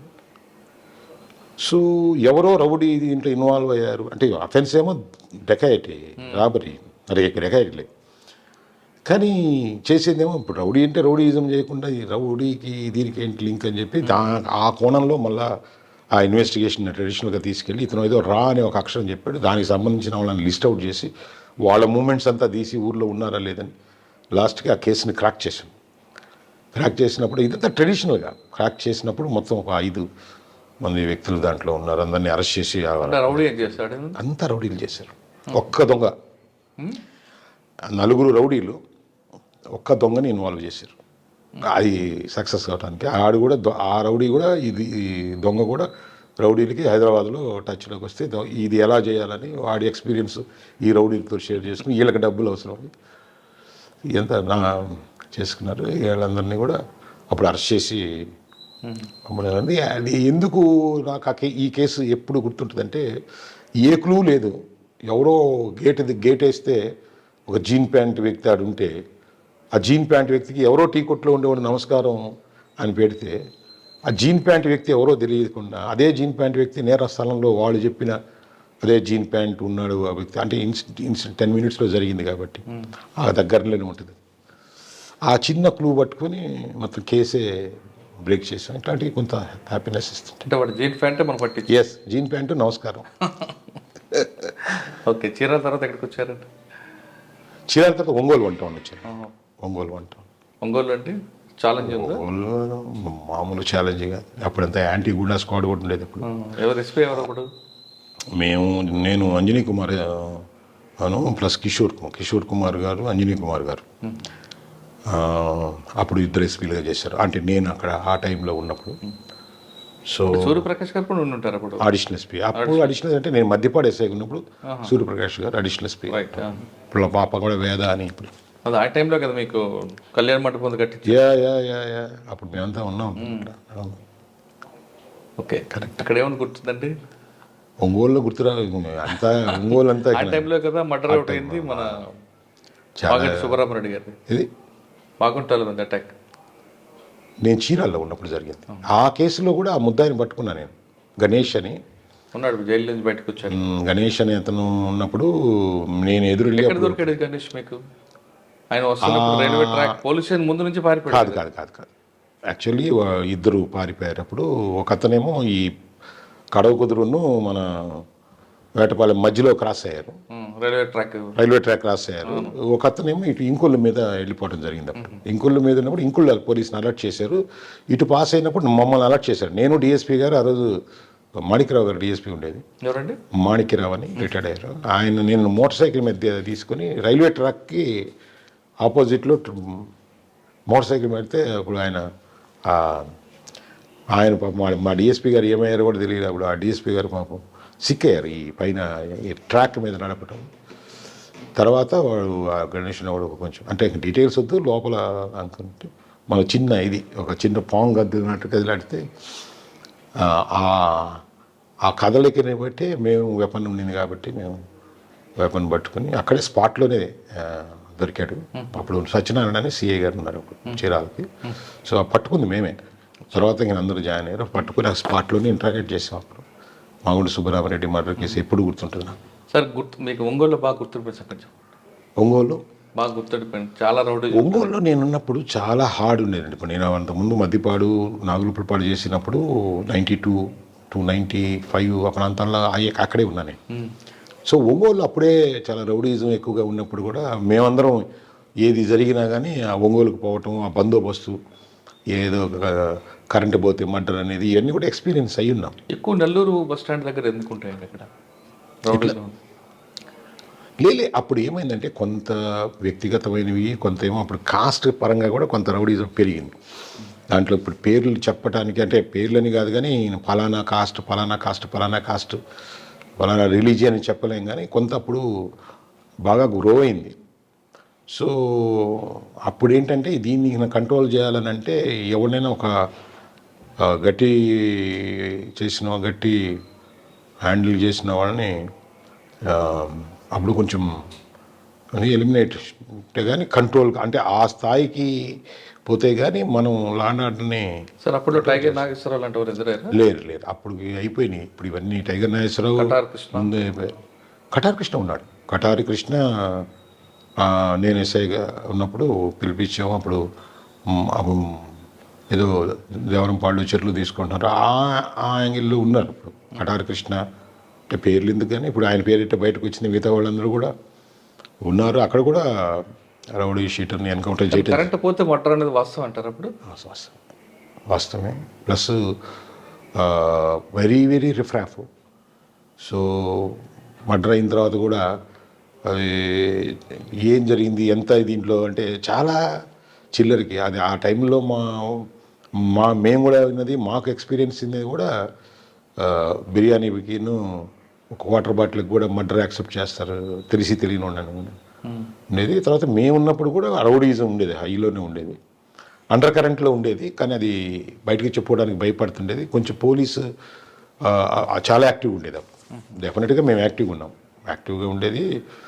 ఐడెంటిఫై చేసి కొంచెం చిన్న రూమర్ వచ్చినా కానీ దాని మీద ఉక్కుపాదం అయితే మేము సార్ రౌడీలు ఐడెంటిఫై చేశారు. ఆపాం కూడా. ఎన్కౌంటర్ కూడా జరిగింది. అప్పుడు ఎన్కౌంటర్ జరిగిన తర్వాత కూడా అంటే ఎన్కౌంటర్ దాకా పోతుంది అని అంటే ఎన్కౌంటర్ కూడా పోయిందాము అంటే ఆ ఫియర్ అనేది క్రియేట్ చేశాం. ఇది క్రియేట్ చేశాం ఒక అంటే పోలీసు ఏ ఎక్స్టెంట్కి పోతున్నారు రౌడీజం మీద అనేది. మెసేజ్ సో ఏదో ఒక బౌండ్ ఓవర్ చేసో లేకపోతే ఏదో ఈ కౌన్సిలింగ్తోనే ఆగితేనో వీటన్నిటికీ లాయర్లను ఏదైనా ఉంటుంది, బోల్డ్ మంది సపోర్ట్ వస్తూ ఉంటారు. అఫెన్సులు దారుణంగా ఉండేది. అవి నేను కెమెరా ముందు నేను కొన్ని విషయాలు చెప్పలేను, అంటే అవి చెప్పడానికి కూడా అంత క్రూయల్గా ఉంటాయి. ఇది ఆ యాక్ట్స్ అంత కొన్ని ఏంటంటే మనకే అది ఎలా చెప్పాలంటే వేళ్ళుగా ఉంటుందండి లోపల. పోలీస్ ఆఫీసర్కి ఇన్ఫర్మేషన్ రాదు, పోలీస్ ఆఫీసర్ని బిలీవ్ చేయరు. ఎందుకంటే మనం వస్తాము కొంత భరోసా మనం ఇచ్చిన నేనున్నానని. ప్రజల్లో ఏమనిపిస్తుంది అంటే ఉంటాడు ఈయన గట్టోడే, 1 year ఉంటాడో 2 years ఉంటాడో, ఈయన ఉన్నంత వరకు ఓకే, ట్రాన్స్ఫర్ అయిపోతారు. అప్పుడు ఎవరు ఆ బెదిరింపు కూడా అట్లే ఉండేది. ఈయన ఉన్నంత వరకు ఓకే, ఈయన పోయిన తర్వాత చూసుకున్నా అని అంటే. సో ఆ భయం కూడా జనాల్లో ఉండేది. ఒక పొలిటీషియన్ని జైలుకి తీసుకొచ్చి కొడితే ఇది లోపల ఏదో విజిటింగ్కి ఏదో పోతారు కదా, ఆ టైంలో లోపలుండి కొడితే మొహం అంతా పగిలిపోతే అతను కౌన్సిలర్ ఏంటి ఆ దెబ్బలని ఒక రూమర్ వస్తే నన్ను పలానా రౌడీ షీటర్ కొట్టాడని చెప్పడానికి ఒక పొలిటీషియన్కే ధైర్యం ఉండదు. పబ్లిక్ ఏముంటుంది? పబ్లిక్ది మనం తెలుసుకోవాలి. ఒక ఇన్సిడెంట్ అయితే ఒకరిని మొత్తం పెట్రోల్ పోసేసేసి కత్తితో చచ్చిపోతావా, పొడిస్తే చచ్చిపోతావా అంటే చావు చాయిస్ ఇస్తున్నారు. చావుని చాయిస్, నువ్వు ఎలా చచ్చిపోతావు, హ్యాంగ్ చేయమంటారా, స్ట్రాంగులేషన్ చేసేదా, కృష్ణాలు పూసి తగలేసేదా, పొడిచేసి నీ చావు నువ్వు ఎలా కోరుకుంటున్నావు? చావు కన్ఫర్మ్, చాయిస్ ఏది, ఏం కావాలా? ఈ థ్రెట్లో పెట్టి వీళ్ళకి చేసి ఒక మనిషి పోయి చూపించి బెదిరించి ఇట్లా. అప్పుడు ఫోన్స్ వచ్చినాయి కూడా, కొంచెం టెలిఫోన్స్ కూడా అందుబాటుకు వచ్చినాయి, సెల్ ఫోన్లో బెదిరించి ఇంకొక మనిషి పోయి అక్కడ బంగారం వాళ్ళ భార్య దగ్గర డెలివరీ చేయించి కొన్ని విషయాలు నేను చెప్పకూడదు, భర్త చేతనే వాడికి యాక్సెప్ట్ చేయించుకుని వీడి సాగు దగ్గరుండి కోఆపరేట్ చేయని భార్యకి భర్తే చెప్పించి వీడి చావు గ్రిప్లో ఉంటుంది. భర్త మాట విని భార్య ఆ డబ్బు ఆస్తి ఇవ్వడమే కాకుండా శరీరాన్ని కూడా అప్పచెప్పే ఏ పీక్స్ చెప్పండి. ఎందుకంటే అంత ప్యానిక్ చేశాడా? అంటే దీంట్లో ఎట్లా ఉంటుందంటే అండి, ఇప్పుడు అది ఆల్రెడీ స్టార్ట్ అయ్యింది ఇక్కడ కాదు, చాలా దగ్గర స్టార్ట్ అయింది. కొంత అప్పుడు గుంటూరును విజయవాడ పరిసరాల్లో ఈ ఒంగోలు వాళ్ళని ఎక్కువ వాడుకున్నారు. ఇప్పుడు చిన్న చిన్న బాంబులు పెట్టుకోవటం ఆ ఒంగోలు అంటే ఇప్పుడు నేను అక్కడికి పోవాలి పాత అక్కడ గొడవల్లో విజయవాడ రంగా వర్సెస్ నెహ్రూ ఆ గొడవల్లో. సో వీళ్ళంతా కూడా ఈ అటో ఇటో అక్కడ చేరు. అప్పుడు వీళ్ళేదో పెద్ద గొప్పలాగా ఇప్పుడు ఫీల్ అయ్యి వీళ్ళని అక్కడ వాళ్ళతో జాయిన్ అయ్యి కొంత వాళ్ళ ఎక్స్పీరియన్స్ అయ్యి వచ్చి, సో వీళ్ళకు ఒక ఫేమ్ వచ్చి, సో వీళ్ళు హైర్డ్లో ఇన్వాల్వ్ అయిపోవటం, ఏది ఎవడన్నా హైర్డ్ మర్డర్స్ వాటిల్లో ఇన్వాల్వ్ అవటం, సో పేమెంట్కి చేయటం అట్లాంటివి జరిగినాయి కదా ఒంగోలు. మేము ఉన్నప్పుడే జరిగినాయి అవి. సార్ భర్త భార్యని కావాలి నేను ఆ కేసులు అంటే వాళ్ళ వ్యక్తిగత విషయాలన్నీ కూడా ఇంటర్వ్యూలో పేర్లతో బయటకు రావడం ఇష్టం. అవసరం లేదు. కొంతమంది కేసు పెట్టడానికి కూడా ఇష్టపడరు, కొన్ని వాళ్ళు చెప్పుకోగలరు మాకు వచ్చి ఇట్లా జరిగిందని. చాలా కేసులు ఉన్నాయి అట్లా, వాళ్ళు వచ్చి చెప్తారు ఇది జరిగింది అని ఏడుస్తారు. కానీ దాన్ని మనం రిటర్న్గా రాసిమన్నప్పుడు ఏంటంటే పరపతి పాడు బజార్లో వీళ్ళు అట్లాంటి ఎన్నో అలాంటి కేసులు నేను చెప్పే కదా, రాజకీయ నాయకులే కేసు పెట్టకపోతే సామాన్య మనుషులు వచ్చి ఈ రౌడీల యాక్టివ్ అటువంటి కేసు మీ నోటీస్కి వచ్చినప్పుడు వాడిని పిలిచి కౌన్సిలింగ్ వేరే ఇప్పుడు తర్వాత వచ్చినప్పుడు ఆ కేసు కాకుండా కేసు అయితే ఒరిజినల్ ఒకటి ఉంటుంది. అంటే ఇప్పుడు ఎన్ని ఇంటర్వ్యూ ముందు చెప్పకూడదు, బట్ అతను వదలలేక దాన్ని ఇంకొక ముఖంతో అంటే అర్థమైంది నాకు, ఇంకొక ముఖంతో అంటే వదలలేము వీళ్ళు పెట్టరు. అది కదా మాకుండే డైలమా, వాళ్ళు కేసు పెట్టరు కానీ ఘోరం జరిగి ఉంటుంది. కానీ వీడిని వదలలేము, మీకు ఇష్టం లేదు. ఇప్పుడు ఇవి కెమెరా ముందు చెప్పకుండా ఇవే ఇప్పుడు ఈ చట్టం ఈ నలుగుడు ఉంటుంది మధ్యలో, నలుగుడు ఉన్నప్పుడు సో ఇంకొక ముఖంతోనూ వదలలేం కదా. ఘర్షణ, ఆహా. ఇలాంటి చాలా ఉన్నాయి. ఒంగోలు తర్వాత అప్పుడే కొంచెం అదే జనరల్గా అంటే మా మీద అప్పుడప్పుడు అభియోగాలు వస్తాయి కదా, జరగని దానికి కేసు పెట్టారండి. అక్రమ కేసులు. అక్రమం కాదు, అంతకంటే దారుణమైన కేసు పెట్టడానికి వాళ్ళు రారని వీళ్ళకి తెలుసు, ఆ ధైర్యం వాళ్ళకు ఉంటుంది. ప్లస్ ఇంకోటి ఏంటంటే అప్పుడుండే రౌడీజం ఉండేటప్పుడు టైంలో ఏంటంటే రౌడీలు వచ్చి మా మీద కేసులు పెడతారనే అంత కాన్ఫిడెంట్, అదే ఈ రౌడీలకు అంత నమ్మకం మా మీద ఎవరు కేసు పెట్టరు. అంటే ఒక సందర్భం, నా టైంలో కాదు, ఒక సందర్భంలో ఒక వ్యక్తిని కొట్టి, అంటే మేము విన్నాం, మేము జాయిన్ అయినప్పుడు నువ్వు ఏ ఊర్లో పనిచేస్తున్నావు అనేది వాళ్ళు మాకు చెప్పే క్రమంలో మాకు చెప్పింది. ఒక వ్యక్తిని కొట్టి పోలీస్ స్టేషన్ ముందేసి, అదిగో పోలీస్ స్టేషన్లో పోయి రిపోర్ట్ ఇచ్చుకో అనే స్థాయికి ఒంగోలు రౌడీజం పోయింది. అదృష్టవశాత్తు ఆ స్థాయిలో అందరూ కష్టపడ్డారు. ఒంగోలు రౌడీజం మీద చాలామంది పోలీస్ ఆఫీసర్లు హార్డ్ వర్క్ చేస్తేనే. సో ఇప్పటికి కొంత అంటే ఇప్పుడు ఏముందంటే ఎక్కువ ఉండేటప్పుడేమో చిన్న చిన్న అసలు రౌడీజం అనిపించదు. పీక్స్లో ఉన్నప్పుడేమో ఇప్పుడు అన్నీ తగ్గిపోయినాయి. ఇప్పుడు చిల్లరది కూడా ఇప్పుడు రౌడీజం అనిపిస్తుంది మనకి. ఆ రౌడీజం దాంతో కంపేర్ చేసుకుంటే లేదు జీరో. లేదు, అది దారుణం. సరే, ఒంగోలు తర్వాత ఎక్కడికి వచ్చారు? ఒంగోలు తర్వాత గిద్దలూరు కొంత షార్ట్ టైం పనిచేసానండి. తర్వాత నాయుడుపేట వెళ్ళాను. గిద్దలూరు, నాయుడుపేట తర్వాత సుళ్ళూరుపేట చేశాను. ఓకే. సుళ్ళూరుపేటలో ప్రమోషన్ తీసుకున్నాను. అక్కడ కూడా మంచి మంచి కేసులు. ఏమున్నాయండి ఇక్కడ? నెల్లూరు, నాయుడుపేట, సోలూరుపేట. నాయుడుపేట జిల్లా నెల్లూరు అనుకుంటా కదా, మరి అక్కడ పోస్టింగ్ ఇస్తారా? మా ఫాదర్ కొంత హెల్త్ ప్రాబ్లం ఉండింది అప్పుడు. కొంచెం చెన్నైలో నేను చూపిస్తుండేది ఆయన. కొంచెం నాకు చెన్నై యాక్సెస్ కావాలని అప్పుడు అడిగితే కొంత రిక్వెస్ట్ కన్సిడర్ చేసి అప్పుడు జనరల్గా సొంతూరు జిల్లా వేయరు కదా. మా ఫాదర్ హెల్త్ ప్రాబ్లం అయ్యి మెడ్రాస్లో ఉన్నారు. అప్పుడు మెడ్రాస్లో కొంచెం హెల్త్ చెకప్ పోవాల్సి వచ్చింది. కొంచెం నెల్లూరు, నాయుడుపేట, సూళ్ళూరుపేటలో ఏమున్నాయండి? నాయుడుపేటలో అంటే ఇవే కొన్ని, అంటే అన్ని చాలా కేసులు ఉంటాయి. ఇప్పుడు బాగా గుర్తుండే కేసు ఏంటంటే ఒక ఈ కెమెరా ముందు ఏమో చెప్పొచ్చో లేదో తెలీదు, ఒక లేడీ కాల్చుకొని చనిపోయిందని ఇన్ఫర్మేషన్ వచ్చింది నాయుడుపేటలో. పరిగెత్తుకుంటూ పోయాను, నేను కూడా ఉన్నాను. నా కళ్ళ ముందే లాస్ట్ దశలో ఇంత కాలిపోయింది. పెళ్ళయి దాదాపు ఒక 1 year లోపే. ఆ కేసులో భర్త ఏమో షాపులో ఉన్నాడు. ఆ రోజే భర్త పుట్టింటి నుంచి అమ్మాయిని తీసుకొచ్చాడు. తీసుకొచ్చిన రోజే చచ్చిపోయింది అమ్మాయి. సో భర్త అయితే కాల్చినాడు కాదు, కానీ తనకి హెరాస్మెంట్ ఏదో ఉంది, చనిపోయింది. తర్వాత కేసు 304B కింద నమోదు చేస్తే కొంచెం వేరే విషయాలు బయటకు వచ్చినాయి. ఆ రోజు అమ్మాయి ఇంపార్టెంట్, నా భర్త వద్దు నేను పోనానంటే ఈ అమ్మాయి భర్త ఆ షాప్ ఉంటుంది కాబట్టి ఆ షాప్లో ఈ లిక్కర్కి అల్లుడి దగ్గర ఈ తినడానికి అలవాటు పడిపోయి ప్రతిరోజు నాయుడుపేటకు వచ్చి, అంటే చనిపోయిన ఆమె తండ్రి అలవాటు పడ్డాడు.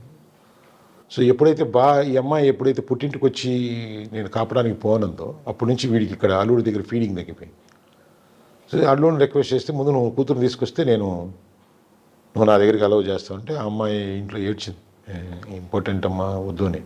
వాళ్ళ మదర్ కూడా దానికి యాక్సెప్ట్ చేయలేదు. ఇతను బలవంతంగా తండ్రి ఎక్కించుకొని అమ్మాయిని లగేజ్ తీసుకొచ్చుకున్నప్పుడు ఆ అమ్మాయి వెళ్ళేటప్పుడే, ఆ బస్సు ఎక్కి తీసుకెళ్ళేటప్పుడే ఆ లగేజ్ని ఆ చిల్ల చెట్లలో పారేసింది. అంటే తనకు ఇంక ఇంట్రెస్ట్ లేదు. లగేజ్ ఎప్పుడైతే వదిలేసిందో తను ఇంక ఉండను అనేది ఇండైరెక్ట్గా ఈ తండ్రి సెన్స్ చేయలేకపోయాడు. తండ్రి వదిలిపెట్టి వచ్చేసాడు, ఇష్టం లేని కాపురం. ఆ అమ్మాయి వెంటనే అక్కడే తగలబెట్టేసేసుకుంది. అంటే నన్ను పుట్టిల్లు కూడా నన్ను సంరక్షించలేదనేది అమ్మాయి థాట్. అది ఈ కేసు ఎందుకు చెప్తున్నానంటే, ఆ కేసులో ఏమో జరిగిందంటే ఈ తండ్రి ఒక నీచమైన మాట మాట్లాడాడు, నా ముందే మాట్లాడాడు. అంటే ఈయన కెమెరా ముందు చెప్పలేను. ఆ ఆవేశంలో కొట్టాను, తండ్రిని కొట్టాను. ఎంఆర్ఓ వాళ్ళు ఉన్నారు, కానీ తట్టుకోలేకపోయా ఆ మాట. కొట్టిన తర్వాత అది ఒక పెద్ద, అంటే కూతురు చనిపోయిన తండ్రినే చేయి చేసుకున్న ఆఫీసర్ అని చెప్పి ఓ పెద్ద నా మీద నెగిటివ్ పెద్ద పేపర్లో ఇది వచ్చింది. ఆ మాట ఏ మనిషి వినలేడు. ఒక తండ్రి కూతుర్ని ఆ విధంగా కామెంట్ చేయటం అనేది మనిషి వినలేడు. అలాంటి కామెంట్ చేసినప్పుడు కోపం వచ్చింది. కానీ ఆమె చావు కారణం తండ్రి. టెక్నికల్గా మనం ఎవిడెన్స్ తండ్రి అని ఎవరైతే వాళ్ళే కేసు పెట్టారు కానీ వాళ్ళ మీద పెట్టలేం. కానీ అప్పుడు అనిపించింది ఆడపిల్లంటే వాళ్ళు ఈ విధంగా సమిధులైపోవటానికి అత్తగారు వాళ్ళు ఎంత ఇంపార్టెంటో ఆదరించాల్సిన పుట్టింటి వాళ్ళు కూడా ఆదరించలేకపోతే తీసుకునే నిర్ణయాలు అట్లా ఉంటాయి అనేది. సార్ అది యాక్చువల్గా మీరు 304B వేశారు. అవును. అయితే 174 అవ్వాలి, లేదా ఇప్పుడు మీరు చెప్పిన రీజన్ ప్రూవ్ అయితే 306 అవ్వాలి. దాన్ని ఏ విధంగా క్లోజ్ చేస్తారండి? ఏది అది గుర్తులేదు. అది సీనియర్ ఆఫీసర్లు చేసినట్టున్నారు. అప్పుడు నేనంటే ఆ ఇన్సిడెంట్ జరిగింది కాబట్టి నేను ఏది ఎందుకు చెప్తున్నానంటే నేను నా మీద ఆయన కొట్టానని చాలా పెద్ద ఇష్యూ అయింది. అది అంటే డెడ్ బాడీ ఉన్నప్పుడే వాళ్ళ ఫాదర్ మీద చేంజ్ చేసుకున్నాను in the presence of MRO అనేది. సో అంత చెడ్డ మాట విని అంటే పోలీస్ ఆఫీసర్ కూడా బ్యాలెన్స్ పోతుంది అంటే ఒక్కోసారి తెలియదండి, బ్యాలెన్స్ పోద్ది. అంటే ఈ సొసైటీ ఈ దిగజారే క్రమంలో అది ఎంత దిగజారిపోయేతుంది అనే దానికి సో 10 ఏళ్ళకి ఆ మార్పు డైజెస్ట్ కావడానికి టైం తీసుకుంటుంది. దాంతో మీకు ట్రాన్స్ఫర్ అయిందా? లేదండి. ఎస్పీ గారు అప్పుడు శివధర్ రెడ్డి సార్ అని ఎస్పీ గారు ఉన్నారు. సార్ని ఎంక్వైరీ చేశారు. దాంట్లో ఆయన టీషర్ట్ అదొక ఫన్గా వచ్చారు. నాకు వచ్చి డైరెక్ట్గా ఇంటికి ఎదురుగుండా నిలబడ్డారు. సింగిల్ ప్రశ్న వేశారు, కొట్టారా లేదని. అంటే జరిగింది సార్ అన్న ఆయనకి. ఇప్పుడు నేను కెమెరా ముందు కూడా చెప్పలేను ఆడు ఏం జరిగిందనేది. వాళ్ళు కూడా జనం కూడా ఉన్నారు, నేను ఉన్నాను, అందరం హౌస్లో జరిగింది. ఆయన కూడా కన్విన్స్ అయ్యారు. కన్విన్స్ అయ్యి రీజన్ కరెక్టే నేనున్నా ఎవరికి మీకైనా అనిపిస్తుంది ఏది నేనున్నా కొట్టేవాడు. నేను అయితే పోలీస్ ఆఫీసర్ కాబట్టి పబ్లిక్లో చేయి అంటే ఆ సిచ్యువేషను కూతురు చనిపోయి ఉంటే తండ్రి మీద చేయి చేసుకున్నాను అనేది. ఆ కేసు ఎందుకు గుర్తుందంటే దాంట్లో కూడా అప్పుడు గొప్ప పోలీస్ ఆఫీసర్లు అండి. ప్రతిదీ కూడా ఏం జరిగిందో ప్రొటెక్టివ్గా ఉండేది. పోలీస్ ఆఫీసర్లు అందరూ చాలా ప్రొటెక్టివ్గా ఉండేది. అంటే తప్పుంటే ప్రొటెక్ట్ చేస్తారని కాదు, కొంత మేము గీత దాటి ప్రవర్తించినా కొన్నిసార్లు ఆవేశపడ్డా కొంత మా ఉద్యోగ ధర్మంలో ఒక గీత దాటినా కానీ దానికి రీజన్ అంటే ఒక రీజన్ ఉంటే మాత్రం వాళ్ళు 100% బ్యాకప్ సపోర్ట్ చేస్తారు. నాయుడుపేటలో కేసు అంటే ఇంకా చాలా కేసులు ఉంటాయండి. కేసులు అనేవి సూళ్ళూరుపేట అక్కడే ఉంది గుర్తుంది. కేసులు ఎన్నో గుర్తుంటాయండి. నంబర్ ఆఫ్ కేసెస్ ఉంటాయి. అవన్నీ కేసులు పోలీస్ ఆఫీసర్ కేసు చాలా ఉంటాయండి. కానీ నంబర్ ఆఫ్ మెమరబుల్ కేసు అక్కడ నా అదృష్టవశాత్తు నేను నా టైంలో అప్పుడు చంగాళమ్మ టెంపుల్ అమ్మవారిది 7 సంవత్సరాలకు ఒకసారి జాతర చేస్తారు, 7 ఇయర్స్కి ఒకసారి. అది నా టైంలో జరిగింది. అప్పుడు 2005-2008 ఉన్నాను అక్కడ. తర్వాత ఇంకొక ఆపర్చునిటీ శ్రీహరికోట లాస్ట్ ఎస్ఐగా అక్కడ ఉన్నప్పుడు శ్రీహరికోటలో అవుట్ పోస్ట్ లాగా ఉన్నా ప్రతిదీ కూడా మేమే చూసుకుంటాం ఎస్ఐగా. సో అప్పుడు మేము షార్కి కొంచెం ఫ్రీక్వెంట్గా పోవటం ఆ టెక్నాలజీ చూసుకుంటాం. ఎవరండి ఎస్పీ అప్పుడు మీకు?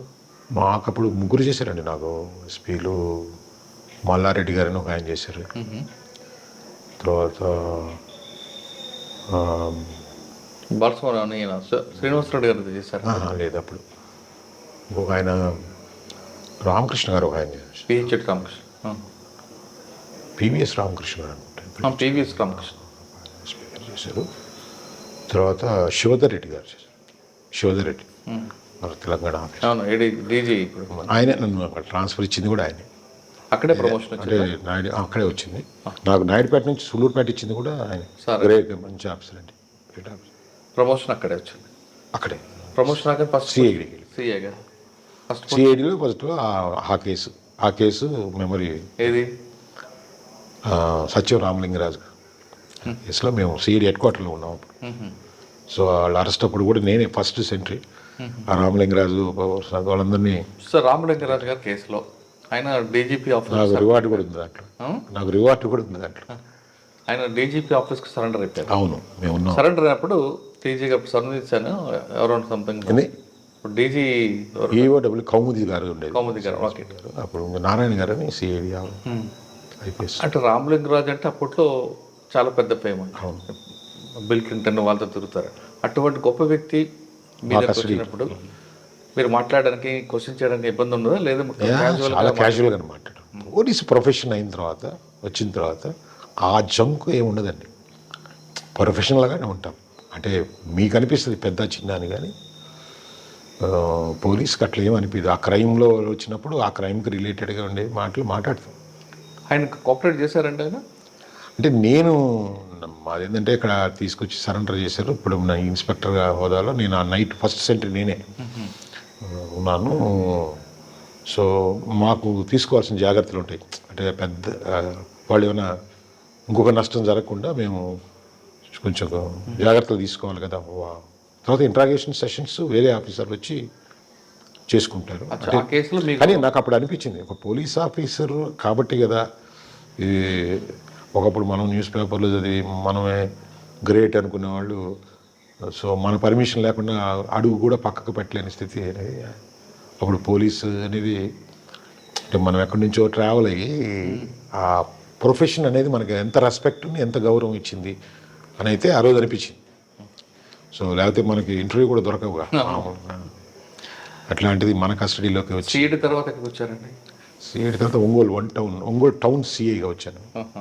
ఆ రౌడీ ఉందో తగ్గిపోయిందండి? అప్పటికే డిక్రీజ్ అయింది. లేదు, ఆ 10 yearsలో మేమున్న టైంలోనే బాగా తగ్గింది. తర్వాత కూడా కొంత ఇంకొకటి 2 ఉన్నాయి. నేను వెళ్ళిపోయిన తర్వాత కూడా కొంత రెమినెంట్స్ ఉన్నాయి. అవి కూడా అయిపోయిన తర్వాత ఒక 2 yearsకి ఎండ్ అయిపోయింది. సో ఆ తర్వాత నేను సిఐగా వచ్చేటప్పటికి సో నాకు తెలిసి చాలామంది నాకు అప్పుడు కొంచెం రౌడీలు గట్టిగా ఉండేవాళ్ళు వేరే రూపంలో కనపడ్డారు. ఎలా పొలిటికల్గా ఏదో వ్యాపారం చేస్తున్నట్టు పొలిటికల్గాను. అంటే డెఫినెట్గా వచ్చి కలిసి ఇప్పుడు అప్పుడులాగా నేను లేను, ఇప్పుడు నా వృత్తి ఇది, ఇప్పుడు సేమ్ పర్సన్నే కాబట్టి నేను సేమ్ పర్సనే. మమ్మల్ని అట్లే అనుకుంటున్నాడేమో, నాగరాజు ఎస్ఐగా ఉన్నప్పుడే అనుకుంటున్నాడేమో. మళ్ళా 2000 నుంచి 2003 వరకు చేశానండి ఎస్ఐగా. తర్వాత 2010లో సిఐగా వచ్చాను, అంటే 7 years తర్వాత వచ్చాను. సో వీళ్ళందరూ అప్పటికి రూపాంతరం చెందారు, అంటే రకరకాల రూపాంతరాలు. దాంట్లో అన్ని రూపాంతరాలు ఉన్నాయి. కొంతమంది వ్యాపారమనో, కొంతమంది రాజకీయమనో, కొంతమంది బోధకులను అంటే ప్రజల్ని బోధించేవాళ్ళు, సో కొంతమంది భక్తులుగా మారిపోయినామనో. అట్లా వస్తే వాళ్ళు జనరల్గా మనం 7 ఏళ్ళ తర్వాత వచ్చిన తర్వాత అడుగుతాం కదా వాళ్ళంతా ఏమయ్యారంటే, సో ఒక్కొక్కరు అటెండ్ అయ్యారు. నేను ఈ పని చేస్తాను, క్యారెక్టర్ కూడా చేంజ్ అయ్యింది. క్యారెక్టర్ నేను ఇప్పుడు నాకు అనుభవం ఉన్నవాడిని కాబట్టి నాకు అబద్ధం నిజం అనే దాని మీద నేను మళ్ళీ నిఘా పెట్టుకున్నాను. అంటే అప్పటికే మీరు సైకాలజీ చేశారా? చేస్తున్నా అనుకుంటా అప్పుడుగా. అంటే ఇది కేస్ స్టడీ పనికి వచ్చింది? లే మనం కరెక్ట్గా చూసుకున్నాం. అప్పుడు పేర్లు ప్రధానంగా పేర్లు ఎత్తి మాట్లాడకూడదని పేర్లు ఎత్తి మాట్లాడలేదు. కానీ సో మీకు తెలుసు ఆ పేర్లన్నీ, నువ్వు కూడా ఇందాక ప్రస్తావన తెచ్చి ఒక పేరు. ఇప్పుడు అందరూ ఉన్నారు ఫలానా అని మాట్లాడటం అనేది I don't like it. So వాళ్ళందరూ ఇప్పుడు ఏం చేస్తున్నారంటే, నేను బిజినెస్ చేస్తున్నాను, లేకపోతే నేను పొలిటికల్ టచ్లో పాలిటిక్స్ చేస్తున్నాను. ఒక అతను అయితే డైరెక్ట్గా ఆయనే వచ్చి అంటే గన్ షూట్ మిస్ అయ్యేటప్పుడు నా దగ్గర అంటే అట్లా ఆయన వచ్చి, సార్ నాది పలానా షాపు, నేను అక్కడ పవిత్రంగా పనిచేసుకుని బతుకుతున్నాను. అతనే వాలంటరీగా వచ్చి చెప్పి, ఇంకొక అతనేమో, సార్ నేను అవన్నీ తప్పులు అని తెలుసుకుని నేను పలానా మసీదులో నేను ప్రార్థన చేసుకుంటూ ఉన్నాను సార్ అంటే, ఆ గెటప్ కూడా మారిపోయి అసలు అతను ఇతనేనా ఇది అసలు నేను చూసిన అరెస్ట్ చేసిన వ్యక్తి అంటే అంత రాక్షసంగా ఉండే వ్యక్తి. నేను మళ్ళీ ఒకటి 7 years తర్వాత చూస్తే ఎవరైనా కొత్త వాళ్ళు చూస్తే టూ డిఫరెంట్గా అంత తర్వాత నేను విచారించినా కానీ కొంత తగ్గింది. అప్పటికే వీళ్ళు కొంచెం సిన్సియర్గానే మారారు. ఒంగోలు తర్వాత ఎక్కువ వచ్చారంటే? ఒంగోలు తర్వాత నేను ఒక ట్రాఫిక్ కొంతకాలం చేసి రేపల్లి వెళ్ళాను. రేపల్లి 2014 ఎలక్షన్ దాకా ఉన్నాను అక్కడ. రేపల్లిలో కూడా అంటే కేసులు అంటూ చెప్తే ఇక లెంగ్త్ పెరుగుతూ ఉంటుంది. అక్కడ కూడా అంతే సేమ్, కెమెరా ముందు కొన్ని చెప్పంగానే గింపు చాలా ప్రమాదమైన కేసులు. అక్కడ కూడా ఒక మిస్సింగ్ కేసు ఒకటి, సొంత తండ్రి కొడుకండి అంటే కొడుకంటే బిడ్డలు లేకపోతే ఆమెకి అడాప్ట్ చేసుకుంది. వీడు చేసే పనికి మనం పనులు ఆమెకు ఒక 6 ఎకరాల పొలం ఉండింది. సో మధ్యలో ఏదో వీళ్ళని ఇబ్బంది పెడుతుంటే బయటికి నెట్టింది. సో ఆ పొలంకి వీడు ఆశపడి వీడిని నమ్మట్లేదని ఇంకొక మనిషిని ఆమెకు దగ్గర చేసి ఎవరికి వాళ్ళ మదర్కి వాడి నమ్మకాంతో ఈ మనిషిని బయటకు తీసుకొచ్చేసి హాస్పిటల్ కని తీసుకెళ్ళి చంపేసి వేలు ముద్దలు వేయించుకొని ఆ ప్రాపర్టీ అంతా వీడికి రాసిచ్చినట్టు ఎక్కడో మేడికుండూరు దగ్గర ఉండే కొండల్లో కాల్చేశారు. దీంట్లో విచిత్రమైన విషయం ఏంటంటే నేను మిస్సింగ్ కేసు నేను కట్టుకున్నాను అక్కడ. ఆ రోజు నాకేదో అప్పుడు మేడికుండూరు సిఐ కూడా మా తమ్ముడే. నేను రేపల్లె సిఐని, మా తమ్ముడు మేడికుండూరు సిఐ. నేను ఏదో పని నుండి గుంటూరు వెళ్ళాను. వీడు నేను పోగానే నేను బయటికి వెళ్ళిపోతున్నాను అన్నాడు ఆ రోజే. నేను వస్తే నేను వెళ్ళిపోతాను బాబు కాసేపు ఉన్నట్టే ఏదో బాడీ పడిందంటే వెళ్తున్నాను అన్నాడు. పేరేచర్ల ఇక్కడ కొండల్లో ఏదో బాడీ ఉందని వచ్చేదాకా వెయిట్ చేసి ఏంటంటే ఏదో ఒక 30-40 years ఎవరు తగలపెట్టున్నారు. సో ఏదో అర్థం కాలేదు, ముందు కేసు పెట్టొచ్చాను. దాని తర్వాత నాకు ఈ ఇన్సిడెంట్ జరిగిన తర్వాత అక్కడ నాకు పెట్టారు. అది నాకు 7 days తర్వాత రిపోర్ట్ అయింది. కానీ ఈ ఏజ్ గ్రూప్ డిఫరెన్స్ వచ్చింది అంటే ఇది అనుమానించాం కదా. తర్వాత ఆ కేసు ఇన్వెస్టిగేషన్లో చాలా తేయడం జరిగింది. చాలా తప్పుదారిని పోయాం. లేకపోతే మాకు ఒక సిస్టమ్ ఉంటుంది కదా ఇన్వెస్టిగేషన్లో వస్తే అప్పుడు వీడి పాత్ర బయటకు వచ్చింది. తర్వాత ఇంట్రాగేషన్లో సో సొంత చిన్నప్పటి నుంచి సాకిన కొడుకే ఆస్తి కోసం తల్లిని మట్టు పెట్టాడు. యాక్చువల్గా ఆ కేసులో అరెస్టులు చేసినప్పుడు కూడా నేను నువ్వు సొంత తల్లిని పెట్టి నువ్వు ఆ పొలం కొట్టేసి వేరే వాళ్ళకి నువ్వు సో ఆ దగ్గర కొట్టేసిన పొలంతో నువ్వు మళ్ళీ వాళ్ళకి అరెకరా ఇస్తాను తీసుకొచ్చినాక కొంత ఇస్తానని ఎవరైతే నీకు సహకరిస్తే వాళ్ళందరికీ చేసావో వాళ్ళ చేతుల్లో నీ చావు కూడా అలాగే ఉంటుందని ఏదో చెప్పించాను. క్యాజువల్గా కేసు అయితే కేసే, మామూలు మనిషిగా మనం శపిస్తాం కదా. కానీ ఇన్సిడెంట్ తర్వాత అట్లాగే జరిగిందండి. ఇప్పుడు ఆ A2 చేతులు వీడు A1 చనిపోయాడు. అప్పుడు నేను SBDSPగా ఉన్నాను. ఈ న్యూస్ చూసి నా శాపం ఫలించింది కదా. సో నిజంగానే జరిగింది. నేను ఇప్పుడు వీడికి నువ్వు ఇవ్వవు, నువ్వు ఇంతే అంటే నువ్వు వెదవి నీ తల్లినే ఆస్తి కోసం పొడిచేసావు. వాడికి అరెకరా ఇస్తా అన్నావు, ఏది తీసుకొస్తే నువ్వు పిలిస్తే రాదు, వాడిని నమ్మి వచ్చి నువ్వు చంపేశావు. ఇప్పుడు రేపు ఈ ఆస్తి వాడికి ఇకపోతే వాడే నిన్ను చంపుతాడు. నేరానికి ఏమన్నా ఇది ఉంటుందంటే నేను క్యాజువల్గా అన్నది నిజంగా జరిగింది అంటున్నాను. ఇప్పుడు వీడు ఎవడైతే వాళ్ళ తల్లిని చంపాడో నేను అక్కడి నుంచి ట్రాన్స్ఫర్ అయిన తర్వాత నేను మళ్ళీ DSPకి వెళ్ళిపోయాను. సో నేను ఆ వార్త విన్నాను. నేను ఏదో చెప్పించినట్టు అంటే అది నిజంగా జరిగింది అనిపించింది నాకు. వీడే నేను చంపుతాడు అని అన్న క్యాజువల్గా అంటాం కదా. అది నిజం, అది జరిగింది, అదే జరిగింది, అది నిజమైంది. ఆడే నిజంగానే చంపేసాడు. అంటే నాకు అప్పుడు నవ్వు వచ్చింది. క్యాజువల్ టాక్ కూడా పవర్ఫుల్గా ఉంటుందా అంటే వాడు చేసిన తప్పు కొన్ని నేరాలు మామూలుగా అనిపిస్తాయి, కొన్ని నేరాలు కొంచెం గుండెని కూడా కోస్తాయి మమ్మల్ని. అందుకే సమాజం మీద కూడా యాటిట్యూడ్ చేంజ్ అయిపోద్ది పోలీస్ ఆఫీసర్కి. అంటే అందరు అలా ఉంటారని కాదు కానీ సో ఎవ్రీథింగ్ ఈజ్ గుడ్ అనేది టేక్ ఇట్ గ్రాంటెడ్ కింద పోలీస్ ఆఫీసర్ అయిన తర్వాత ప్రొఫెషన్లోకి వచ్చిన తర్వాత ఆ సెన్సిటివిటీ మిస్ అవుతుంది. దాన్ని మన మధ్యలో కొంతమంది హార్డ్ కోర్ అయిపోయారంటారు. హార్డ్ కోర్ మేము కావు, మీరు చేస్తారు. అంటే మీరు చేస్తారంటే ఇన్సిడెంట్స్ హార్డ్ చేస్తుంది. సొసైటీ కూడా హార్డ్ అవుతాం. అంటే హార్డ్ అయ్యేవని కాదు, అందరినీ అలా చూస్తామని కాదు.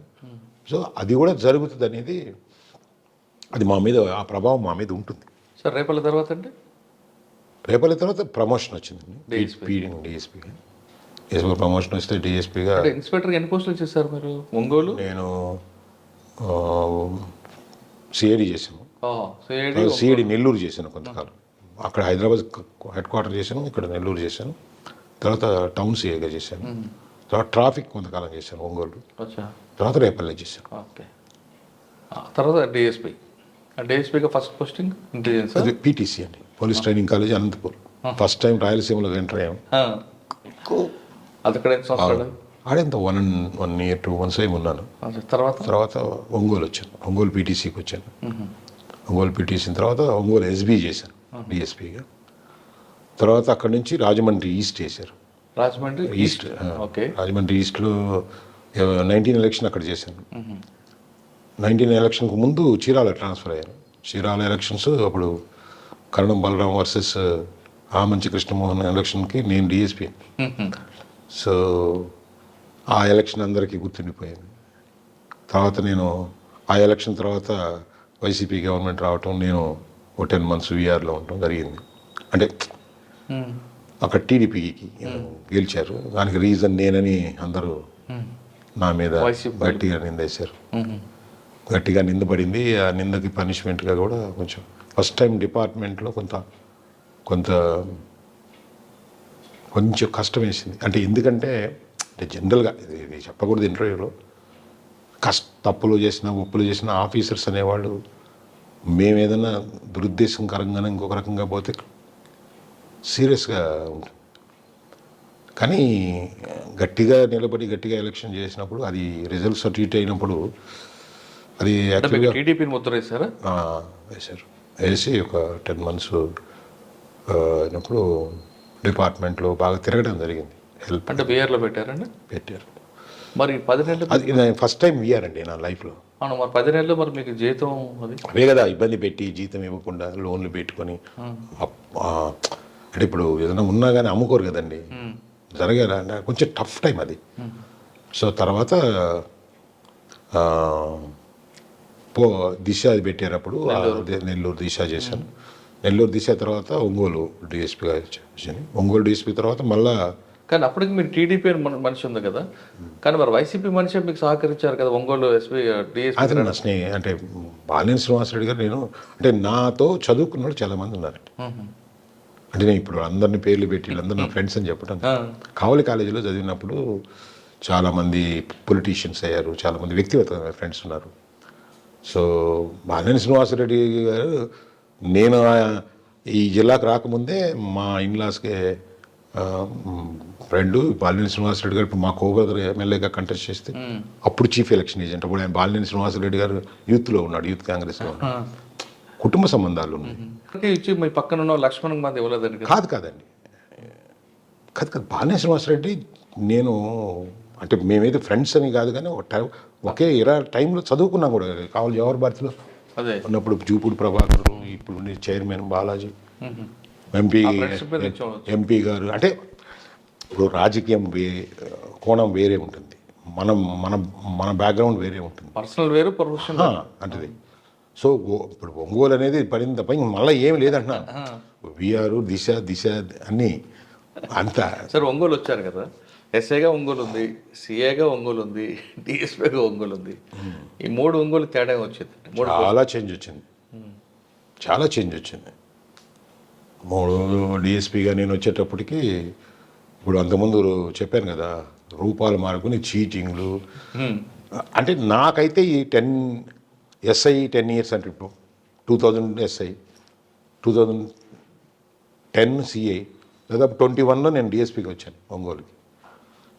ఈ 3 ఇరాల్లో ఒంగోలు యొక్క మార్పు వేరేగా మారిపోయింది.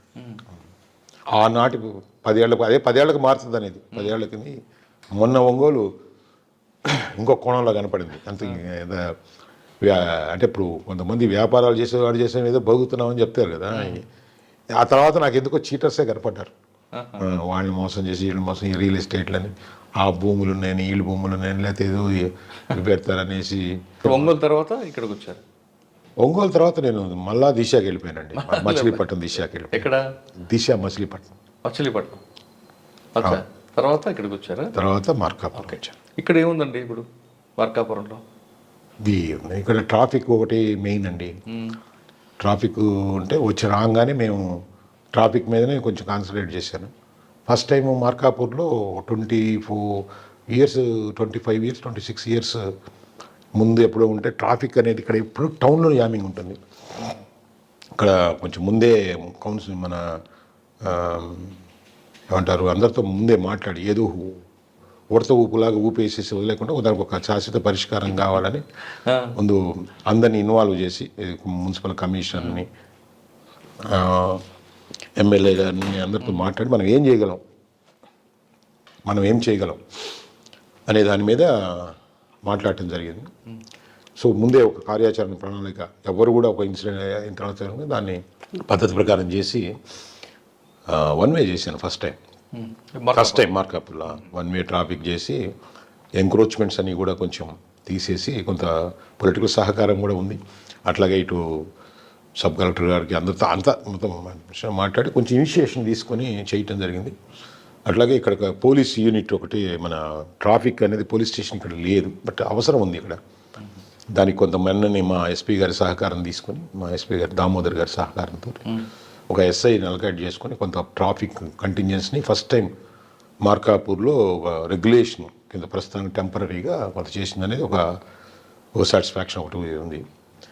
మేజర్ క్రైమ్ కింద ఏడమి అంతకుముందు ఉన్నలాగా ఇప్పుడు అంతకుముందు మంచి ఆఫీసులు ఇక్కడ ఓఎస్డీలుగా కానీ ఎస్పీలు కానీ చేసిన ఆ ప్రాబ్లం ఇప్పుడు ఏమీ లేదు కాబట్టి, so other general law and order problem వాటి మీద ఎక్కువ కాన్సన్ట్రేట్ చాలా ఎక్కువ ఉంటాయి. బట్ దాంట్లో పోలీస్ అనేది ఇంటర్ఫియర్ కావాలి కదా. పోలీస్ అనేది ఇంటర్ఫియర్ అయినప్పుడు కూడా అది ఒక మళ్ళీ వేరే ప్రాబ్లమ్స్ వస్తాయి. వాడి అప్రాపరియేట్ వేదికల మీద వాళ్ళని రిజాల్వ్ చేసుకుని ఒక అడ్వైజ్ చేస్తాం. ఎస్ఓపి ఉన్నట్లు కదండి, ఎస్ఓపి ఉందా ఇక్కడ ఏమన్నా? స్టాండర్డ్ ఆపరేషన్ ప్రొసీజర్ ఉందా? అంటే జనరల్గా మోసం చేసి ఇంపర్సనేషన్ చేసి లేకపోతే రికార్డ్స్ని ట్యాంపర్ చేసి మీకు అలాంటి ఏదైనా ఉంటే క్రిమినల్ కేసు కిందకి వస్తాయి అవి. అది కూడా అది జరిగింది అని ఎవరో ఒక ఏజెన్సీ కన్ఫర్మ్ చేస్తే తప్ప, లేకపోతే వాళ్ళు ఇది జరిగిందని మనం ప్రిలిమినరీ ఎంక్వైరీ చేసినప్పుడు అది క్రిమినల్ కేసు అవుతుందండి. అది క్రిమినల్ యాక్షన్ వేరే ఉంటుంది. సో ఫైనాన్షియల్గా మనం వాళ్ళ దగ్గర వీళ్ళ దగ్గర డబ్బులు ఇప్పించమన్నప్పుడు జనరల్గా ఆ వేదికలు సివిల్ కోర్ట్స్ ఉంటాయి. అది దాని ప్రొసీజర్ వేయండి, సివిల్ ప్రొసీజర్ ఉంటుంది. దాంట్లో పోలీస్ ఇంటర్ఫియర్ అయినప్పుడు ప్రాబ్లమ్స్ వస్తాయి. పబ్లిక్ యాటిట్యూడ్ ఎలా ఉందండి? పబ్లిక్ గుడ్ అండి, కాకపోతే ఇంకా అర్బన్ కాదు రూరల్ అట్లా ఉంటుంది.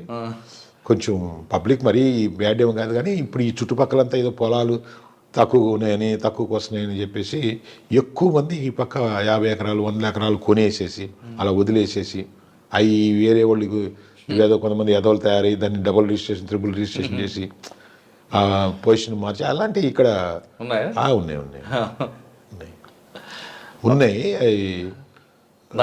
దాని వాటి జోలికి అమ్మో ఎక్కడ పడితే అక్కడ ఉన్నాయి. అది ఏంటంటే మనం అదే చెప్పాను, అవన్నీ మనం ఇంటర్ఫియర్ అయినప్పుడు అది లీగల్గా మనకి ఏదైనా అది లీగల్గా ఉండి దాని క్రిమినల్ సైడ్ ఏదైనా ఉంటేనే దాని మీద ఉంటుంది, యాక్షన్ ఉంటుంది. కానీ అదర్వైజ్ సివిల్ ఇష్యూస్ కాబట్టి సివిల్ మీద. సార్ మనం ఫైనల్గా వద్దామంటే చెప్పు. 91లో మీరు వచ్చినప్పటికీ పోలీసింగ్ అంటే ప్రజలకు ఒక గౌరవంతో కూడా భయం ఏదో రకంగా ఉండేది. కనబడితే నమస్తే పెట్టడం. ఇప్పుడు వచ్చేసరికి పోలీస్ అంటే రెస్పెక్ట్ లేదు. ఎవరు కనబడితే మొక్కమాటంగా నమస్తే పెడితే తప్ప అంత ప్రాపర్గా కనట్లేదు. అంటే కాలానికి అనుగుణంగా మారింది అనుకోవాలా, లేదు పోలీసులు చేస్తున్న యాక్షన్ వల్ల ఆ మార్పు వచ్చింది అనుకోవాలా? బేసిక్గానే సొసైటీలో తేడా వచ్చిందండి. ఇప్పుడు ఈ యాంగిల్ మీరు అడుగుతున్నారు కాబట్టి నేనంటూ నాకు తెలిసి ఒక డిపార్ట్మెంట్లో నేననేది అంటే కూడా సో ఓవరాల్గానే చేంజ్ వచ్చింది సొసైటీలో. ఇప్పుడు డిపార్ట్మెంట్లో కూడా అంటే ఇప్పుడు నేను డైరెక్ట్గా అప్పుడు బాగుందా ఇప్పుడు బాగుందనే దానికంటే కూడా ఒక రెస్పెక్ట్ ఉండేది, గట్టి రెస్పెక్ట్ ఉండేది, ఒక ఐడెంటిటీ ఉండేది, మాకు ఒక పెద్ద ప్రౌడ్ ఉండేది. ఆఫీసర్స్ కూడా మేమెంత కొంత ఎక్సెస్ అయిపోయినా కానీ బాగా గట్టిగా బ్యాక్ ఉండేది. అంటే ఇప్పుడు స్పెసిఫిక్గా కొన్ని అంటే ఇప్పుడు ఆ ఇన్సిడెంట్స్ని ఉదాహరించి నేను చెప్పడం కంటే కూడా మేము ఒక ఇన్సిడెంట్ చేసి ప్రాబ్లంలో ఫేస్ చేసినప్పుడు ఆఫీసర్ నుండే బ్యాకింగ్ అనేది నాకు ఇప్పుడు గుర్తొచ్చిన కన్నీళ్ళు వస్తాయండి. ఇప్పుడు ఎన్ని మాట్లాడుకున్నా నాకు ఒంగోలు 1 టౌన్లో లాకప్ డెత్ అయింది. దాంట్లో అదే కస్టోడియల్ డెత్. ఆ టైంలో విశ్వజిత్ గారు అని ఆఫీసర్ ఉండే. విశ్వజిత్ గారు ఇప్పుడు మన హోమ్ సెక్రటరీ. డీజీ గారు అప్పుడు దొరగారు ఉండేది, హెచ్జే దొరగారు. డీజీ గారు దొరగారా? హెచ్జే దొరగారు. అప్పుడు ఎవరండి మీకు? ఎస్పీ గారు విశ్వజిత్ గారు. ఓకే. ఇప్పుడు దాంట్లో అందరూ అప్పుడు ట్రాన్స్ఫర్ చేసి కొంచెం ఇది ఉండేది. అప్పుడు అది విచారించినప్పుడు సో నా మీద కొంత 1 ఎస్ అయినప్పుడు ఒంగోలు 1 ఎస్ అయింది, కొంత ఫెయిత్ ఉండేది సార్కి. ఆ ఇన్సిడెంట్ జరిగినప్పుడు ఆయన సోర్స్లో చేశాడు, కానీ ఆ కేసులో నన్ను గట్టిగా హెల్ప్ చేసి అప్పుడు నాకు సస్పెన్షన్ కూడా రాలేదు. అంటే కేసు అయితే నా మీద రిజిస్టర్ అయింది, ఎంక్వైరీలు అయినాయి, సో అది వేరే సబ్జెక్ట్. బట్ నా మీద ఇంత ఇక కూడా వాళ్ళని అంటే చెప్తున్నాను, అంటే అంత ప్రొటెక్ట్ చేశారు. రెండోది కమ్యూనిస్ట్ ఇన్సిడెంట్ జరిగినప్పుడు నేను కమ్యూనిస్టులని కొట్టి బేడీలు వేసానని స్టేట్ అంతా పెద్ద గొడవ అయింది. అప్పుడు కాంగ్రెస్ పార్టీ వాళ్ళు ఇక్కడ సభ పెట్టారు, అసెంబ్లీలో కూడా చాలా గొడవలు అయినాయి. నేను కమ్యూనిస్ట్ నాయకులందరినీ బేడీలు వేసి తిప్పానని, జైల్లో బేడీలు వేసి, అదే హాస్పిటల్లో బేడీలు వేసానని. సో అప్పుడు న్యూస్ పేపర్స్ కూడా అన్ని హెడ్డింగ్స్ ప్లస్ అసెంబ్లీలో కూడా ప్రస్తావించడం జరిగింది. సో దాంట్లో కూడా అంత ప్రెషరు పడ్డా కానీ అప్పుడు హసన్ రజా గారు అని ఎస్పీగా ఉండేరు. ఆయన నన్ను ప్రొటెక్ట్ చేసిన తీరు, ఆయనే కాదు ఆయన పైన అది కానీ ప్రతి ఒక్కరు కూడా ప్రొటెక్ట్ చేసి, దాంట్లో చాలా చాలా ప్రెషరు వచ్చినా కానీ నన్ను డిపార్ట్మెంట్ ప్రొటెక్ట్ చేసిన తీరు అనేది ఇప్పుడు గుర్తొస్తే చిన్న ఉద్యోగుల కోసం ఇంత నిలబడ్డారా అధికారులు అనేది ఫైట్ చేసి, చిన్న ప్రాణాలు కదండి. ఆ విధంగా గుర్తున్న ఆఫీసర్లు ఎవరు ఉన్నారు, చాలామంది ఉన్నారు. బిడ్డలు ఉన్నారు, అందరూ. ఇప్పుడు ఒకరని కాదు. ఒకప్పుడు మీరు చెప్తున్నట్లుగా ప్రొటెక్ట్ చేసే ఆఫీసులు ఉండేవారు కాబట్టి మీరందరూ కూడా ముందు కానీ కాదు, ఆ ఇష్యూని బట్టి ప్రొటెక్ట్ చేస్తారు. ఇష్యూ బట్టి ఏదో అడ్డగోలుగా చేశారని కాదు. కాకపోతే చెయ్యి జారి పడిపోయేటప్పుడు బిలీఫ్ ఉన్నప్పుడు అటువంటి ఆఫీసులు ఉన్నారంటారా?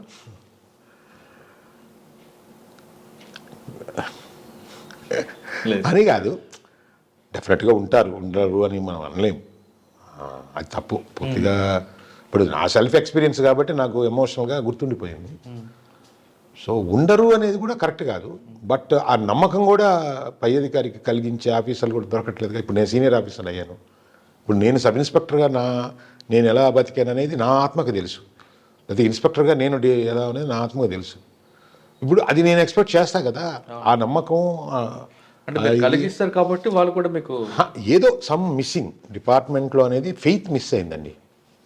ఇది నేను గట్టిగా చేశాను. డిసిప్లిన్ బాగా మిస్ అయింది, ఎందుకో తగ్గిందని కూడా అనిపిస్తుంది నాకు. క్రమశిక్షణ అయితే ఒకప్పుడు మీకు పొలిటికల్ ఆఫీసర్ పోస్టింగ్లు చూసాను, మీకు ఇప్పుడు పొలిటికల్ పోస్టింగ్లు తీసుకోవడం బట్టి ఏమంటారు? బోర్డు కారణాలు ఉంటాయి. ఇప్పుడు మార్పు అనేది చూస్తూ ఉన్నామండి. ఇప్పుడు మేము ప్రొబేషనర్ ఎస్ఐలుగా మేము ట్రైనింగ్ అయ్యేటప్పుడు మమ్మల్ని అప్పుడుండే ఏకే ఖాన్ గారు పిలిచి, మీరు ప్రొబేషనర్స్గా మీరు చూపించే ఈ 6 months పర్ఫార్మెన్స్ని బట్టి మీ లలాట లిఖితం నేను రాస్తానని చెప్పేస్తే మేము అర్ధరాత్రి బీట్లు తిరుగుతా. అంటే ఆ ట్రైనింగ్ టైంలో టు ఇంప్రెస్ మై ఎస్పీ, అంటే మనం ఇంప్రెస్ చేస్తే, ఎస్పీ గారిని ఇంప్రెస్ చేస్తే, సో మన క్యాపబిలిటీసు మన ఎన్ని ఆయన గుర్తిస్తే, మనం దేనికి పనికి వస్తాం గుర్తిస్తే మనకు ఒక మంచి కెరీర్ ఉన్నది. అప్పుడు మేము బలంగా నమ్మేది. మా ఉద్యోగం చేసేటప్పుడు కూడా ఆ కష్టంతోనే ఫెయిర్గా ఉండటం కానీ, హార్డ్ వర్క్ కానీ, అది ఎప్పుడు కూడా ఒక మాట అనిపించుకోకూడదు అని. పరిస్థితుల్లో పోలీసింగ్లో పొలిటికల్ ఇంటర్ఫరెన్స్ ఎక్కువ అవ్వబట్టి అనుకోవచ్చు. జనరల్గా కూడా చేంజ్ అయిపోయిందండి. నాట్ ఓన్లీ దిస్, చాలా చేంజెస్. అది మేము వర్ణించి చెప్పడానికి వీలు లేని చేంజెస్. రెస్పెక్ట్ పోయింది, పోలీస్ ఫెయిత్ తగ్గినట్టు. అప్పుడు ఏంటంటే కొంచెం పోలీసు రౌడీలాగా ఉంటారని, పోలీస్ దగ్గరికి మా దగ్గరికి అందరు రారని, మమ్మల్ని చూస్తే భయపడతారని, మేమేదో నిజమే అప్పుడున్న కండిషన్స్లో మేము కొంచెం బ్రూటల్గా రఫ్గా ఉండింది వాస్తవం అండి మురళి గారు. సో హృదయం అట్లా ఉండేది కాదు, ఆ పరిస్థితులు అట్లా చేసినాయి. తర్వాత మనకి ఏదో పరివర్తనలు అని, మైత్రి అని, తర్వాత ఫ్రెండ్లీ పోలీస్ అని, వీటన్నిటిలో కూడా మేము ఉన్నాం. ఇవన్నీ కూడా మా టైంలోనే జరిగినాయి. తర్వాత దాంట్లో కూడా కొంత కాంట్రవర్సీ ఉంది. ఇది అంత మరి టూ మచ్ క్లోజ్గా ఉన్నా కానీ. సో ఇదేంది ఆఖరికి తర్వాత తగ్గుదల చూసాం, పోలీసు మర్యాద తగ్గడం చూసాం. సో ఇవన్నీ చూస్తూనే ఉన్నాం కదా, అవన్నీ కూడా చూసి తర్వాత ఎఫెక్ట్ చూసాం. తర్వాత తర్వాత దాదాపు ఇప్పుడు ఉన్న సొసైటీకి నా నోట మీరు చెప్పాల్సిన పరిస్థితి ఏంది కానీ సో ఇప్పుడున్న పరిస్థితుల్లో పబ్లిక్కి పోలీస్ డిపార్ట్మెంట్ ఎక్స్పెక్టేషన్ ఎక్కువైపోయింది. ప్రతి చిన్న విషయానికి పోలీస్ యాక్చువల్లీ క్రైమ్ కానీ ఆలోచన కానీ ప్రతిదీ కూడా చేంజ్ అయిపోయింది మురళి గారు. సార్ ఇప్పుడు అప్పుడేమో హైవే డెకాయిటీలని, బస్సు డెకాయిటీలని, ఫ్యాక్షన్ మర్డర్లని, లేకపోతే ఎక్స్ట్రీమిజం అని, లేకపోతే ఎకనామికల్ ప్రాబ్లమ్స్తో కొట్టుకోవటము, ఒక రకమైన క్రైమ్ ఉండేది. ప్యాటర్న్ మారింది. ఇప్పుడు ఆ ప్యాటర్న్ కంప్లీట్గా పోయింది. House breakings. ఇప్పుడు ఏమైంది, ఒక మనిషి డబ్బు ఇంకొకరు కొట్టేయాలంటే మనిషి దొంగ దొరకడు, ఆడుంటాడో కూడా తెలియదు. టెక్నాలజీ పెరిగిన తర్వాత మనకి సైబర్ క్రైమ్ పెరిగిపోయింది విపరీతంగా. ఇప్పుడు ఈరోజు నువ్వు మనం రైలు దోపిడీ, మన సినిమాలు కూడా చూసాం, బస్సు దోపిడీలు దాదాపు లేవు, దాదాపు మృగ్యం. నేనైతే 10 ఏళ్ళు అసలు వినటమే లేదు. అట్లాగే డెకాయిటీ రాబరీలు పడిపోయినాయి, భారీగా తగ్గిపోయినాయి. అంతకుముందు మనం కొంతమంది చెప్పేది ఇది దారి దోపిడీ గాళ్ళని ఒక పెద్ద పదమే పెట్టేది. ఇప్పుడు ఆ ఆ దారి లేదు, ఆ దోపిడీలు ఇది తగ్గిపోయినాయి. ప్యాటర్న్ ఎట్లా మారింది, సైబర్ క్రైమ్ పెరిగిపోయింది, దొంగ ఎక్కడ ఉంటాడో తెలియదు. అంత టెక్నాలజీ అడాప్ట్ చేసుకోవాలి పోలీసు అంటే. ఇంకా అడాప్ట్ చేసుకుని దానికి కూడా సంబంధించి ఇప్పుడు గవర్నమెంట్ సైబర్ పోలీస్ స్టేషన్స్ కూడా ఎస్టాబ్లిష్ చేస్తున్నారని చెప్తున్నారు. ఆ యాంగిల్లో అవేర్నెస్ చేస్తున్నాం. ఇప్పుడు మన ఎస్పీ గారు వచ్చినప్పటి నుంచి కూడా మేము కూడా ఇప్పుడు అన్నీ కూడా ప్రివెంటివ్ దాంట్లో, ఇప్పుడు ట్రాఫిక్ కానీ, ఈ సైబర్ క్రైమ్ మీద కానీ, గుడ్ టచ్ బ్యాడ్ టచ్ మీద కానీ, ఆడపిల్లకాయల విషయంలో ఈ పోక్సోలకి ఎక్స్పోజ్ దాని మీద కానీ కొంచెం గట్టిగానే అవేర్నెస్ అయితే ప్రజల్లో బాగా తీసుకెళ్ళి. ఎస్పీ గారికి ఒక అలవాటు ఉందండి, బేసిక్ పోలీసింగ్ ఎక్కువ ప్రయారిటీ ఇస్తుంటారు. టెక్నాలజీ నేను అనేది బేసిక్. ఇప్పుడు ఏదైనా కానీ 100 రకాల కన్స్ట్రక్షన్స్ పైన చేయొచ్చండి, కింద కనపడదు కదా. మనం ఫౌండేషన్ అనేది బేసిక్ పోలీసింగ్ అని, దాని మీద నువ్వు ఎలాగా అంటే నువ్వు రకరకాలుగా కట్టొచ్చు, నువ్వు ఫౌండేషన్ మార్చకూడదు. ఆయనకి ఎక్కువ అదే ఇష్టం కదా. ఎవరైనా, నేను మామూలుగా చెప్తున్నాను, నువ్వు బేసిక్ స్ట్రక్చర్ ఆఫ్ ది పోలీస్ని నువ్వు పోతే దానికి బ్యాడ్ రిజల్ట్స్ దానికి ఉంటాయి. అది ఇప్పుడు కొంతమంది ఆఫీసర్లు పైన పట్టానికి ఎక్కువ లైక్ చేస్తుంటారు కదా. అది జనరల్, అది కొంతకాలానికి వాళ్ళకి అర్థమవుతుంది. ఇప్పుడు అది పోయినాయి కదా. ఇప్పుడు మేమున్నంత డిసిప్లిన్ లేదు, ఇప్పుడు డిసిప్లినే తగ్గిపోయింది. నేనే చెప్తున్నా, అప్పుడు ఏదో చిన్న చిన్న డిసిప్లిన్ తప్పితేనే ఇండిసిప్లిన్ అనేది సీరియస్ అఫెన్స్. మీ దగ్గర డిసిప్లిన్ యాక్షన్ కదండి, డిసిప్లిన్ డిపార్ట్మెంట్ మీది. ఓకే అనే అంటే అది డిసిప్లిన్ కమాండ్ లేకపోతే డిపార్ట్మెంట్కి మనుగడే ఉండదు. అది కొంచెం తగ్గింది. ప్లస్ ఎందుకో ఒకరి మీద ఒకరి నమ్మకం కూడా తగ్గింది. ఇది ఆఫీస్ తగ్గింది కొంచెం. సార్ మీ డిపార్ట్మెంట్లో వచ్చినప్పుడు ఒక క్రైమ్ జరిగింది అనుకోండి, జరిగినప్పుడు మీరు ఫుడ్ ఇంటెలిజెన్స్, పబ్లిక్ ఇంటెలిజెన్స్ వాటి మీదే ఉండేవారు. ఒక కమ్యూనిటీ దొంగతనం చేస్తుంది అంటే రకరకాల ఆఫీసర్, కానిస్టేబుల్ దగ్గర నుండి ఎస్పీ వరకు ఆ క్రైమ్ మీద కూర్చోవడం, మన బుర్రంతా దమ్మి పెట్టడం, ఇంత వర్క్ చేసి బ్రేక్ చేశారు. ఇప్పుడు టెక్నాలజీ పెరిగిందండి, ఇప్పుడున్న ఆఫీసర్లందరూ టెక్నాలజీ మీద డిపెండ్ అవుతారు, ఫుడ్ ఇంటెలిజెన్స్ మర్చిపోతున్నారు. దానివల్ల లాభం అంటారా నష్టం అంటారా?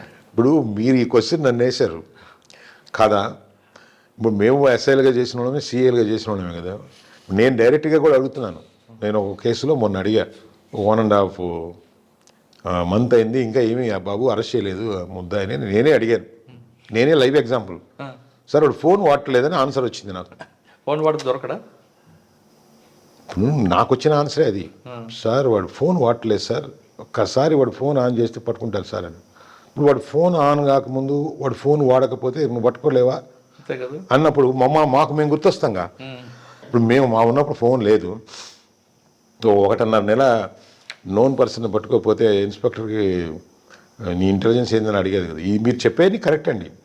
మోడస్ ఆపరెంటీ కానీ, వాడి ప్యాటర్న్ ఆఫ్ ఎట్లా చేస్తాడు, వాడు ఏ రూట్లో పోతున్నాడు, ఆ ఫ్యామిలీస్ ఏంటవి, దాంట్లో ఏమైనా చేంజ్ వచ్చినాయి, అవన్నీ చాలా చాలా సైన్స్ ఉండేది కేసుని డిటెక్ట్. ఇప్పుడు నేను మనకి ఇందాక కేసు చెప్పే కదా, 2-3 రకాలు. ఇప్పుడు ఎక్కడో ఒక నేరం జరిగితే దాని చుట్టుపక్కల ఉండే పరిసరాల్లో ఉండే అనుమానాస్పద కదలికలన్నీ నేను చూశాం కదా.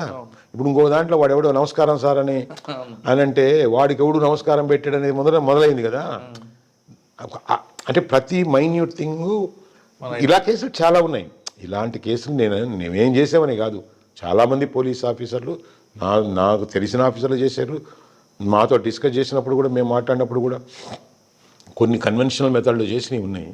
కానీ కన్వెన్షనల్ పోలీసింగ్ కానీ బేసిక్ పోలీసింగ్ కానీ ఎవరైనా కానీ పోగొట్టుకున్నారంటే ఈ టెక్నాలజీ మీద మాత్రమే డిపెండ్ అయితేనే చేసుకుంటూ పోయారంటే వాళ్ళకి ఆ ఒరిజినల్ థాట్ ప్రాసెస్ ఉంటుంది. ఇప్పుడు క్యాల్కులేటర్ వాడుకునేవాడు వాడు ఎక్కాలు మర్చిపోతాడుగా, రెండో ఎక్క, మూడో ఎక్క, నాలుగో ఎక్క మర్చిపోతాడుగా.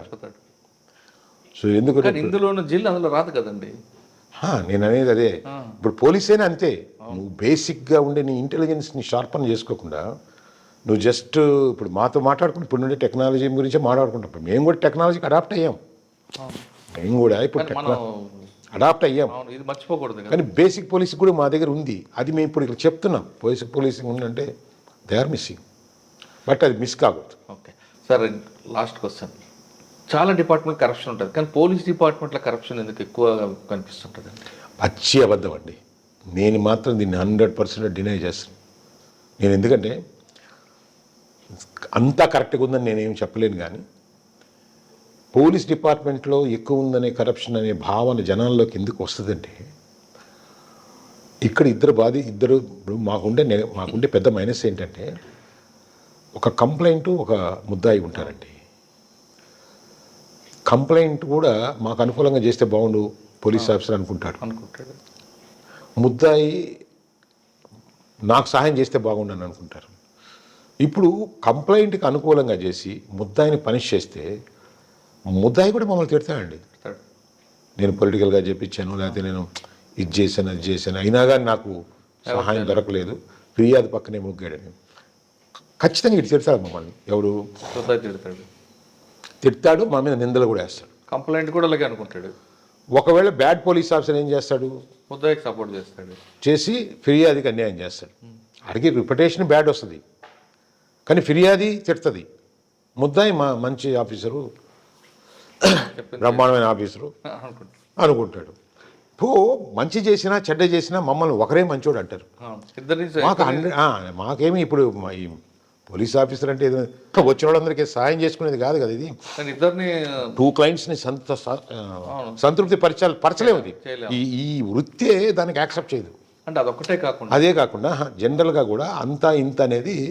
సో ఒక పోలీస్ ఆఫీసర్ మీద వాడి తప్పుని, వాడి ఇదిని చదువుకునేటప్పుడు నువ్వు ఇప్పుడు వాడు పబ్లిక్లో రైట్ అని చెప్తాడండి. నేను రైట్ అయితే నీకు ఎందుకు జరగలేదని అంటే, అవతల దగ్గర పోలీసు వాడు డబ్బు చేసేసి నాకు అన్యాయం తీసుకురావడానికి ఒక రాయిలాగా వేస్తాడు. నేను కరప్షన్ లేదు, అంత బ్రహ్మాండంగా ఉందని నేను అన్నాను. కానీ సౌండ్ ఎక్కువ, సౌండ్ చాలా ఎక్కువ. ఇది ఎక్కువ విజిబుల్ కరప్షన్ కదండి. విజిబుల్ ఇప్పుడు రోడ్డు మీద కానిస్టేబుల్ ఒక 10 రూపాయలు తీసుకుని అదే ఎక్స్పోజ్ అవుతుంది. అదే మీరు రెవెన్యూ డిపార్ట్మెంట్ తీసుకోండి, సబ్ రిజిస్టర్ తీసుకోండి. రెవెన్యూ అని మనం డిపార్ట్మెంట్ల పేరు చెప్పేది కాదండి. Corruption is the universal phenomenon. దాని పేర్లు మారుతాయి, దాన్ని అది తప్పు కదా అంటే తప్పే. పలానా డిపార్ట్మెంట్లో ఎక్కువ, పలానా డిపార్ట్మెంట్లో ఎక్కువ అని తీసుకుంటే మీరు ఎక్కడో టాప్ 10లో ఉంటుంది. నేను అనేది టాప్ సౌండ్ ఎక్కువ ఉంటుంది, పోలీసులో సౌండ్ ఎక్కువ ఉంటుంది. సో అది దాని అంటే నువ్వు యాంగిల్ అడిగావు కాబట్టి చెప్తున్నా. బట్ వ్యక్తిగతంగా నాకు పోలీస్ కంటే కూడా చాలా చిన్నది పోలీస్ అనిపిస్తుంది. చాలా చాలా చిన్నది.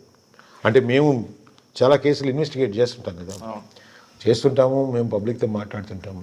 మీరు అన్నట్టు రోడ్డు మీద ఉంటాం. సార్ ఫైనల్గా చెప్పండి, ఈ డిపార్ట్మెంట్లోకి రావాలనుకున్న వాళ్ళకి మీరు ఇచ్చే మెసేజ్ ఏంటంటే? ఈ డిపార్ట్మెంట్కి రావాలంటే ముందు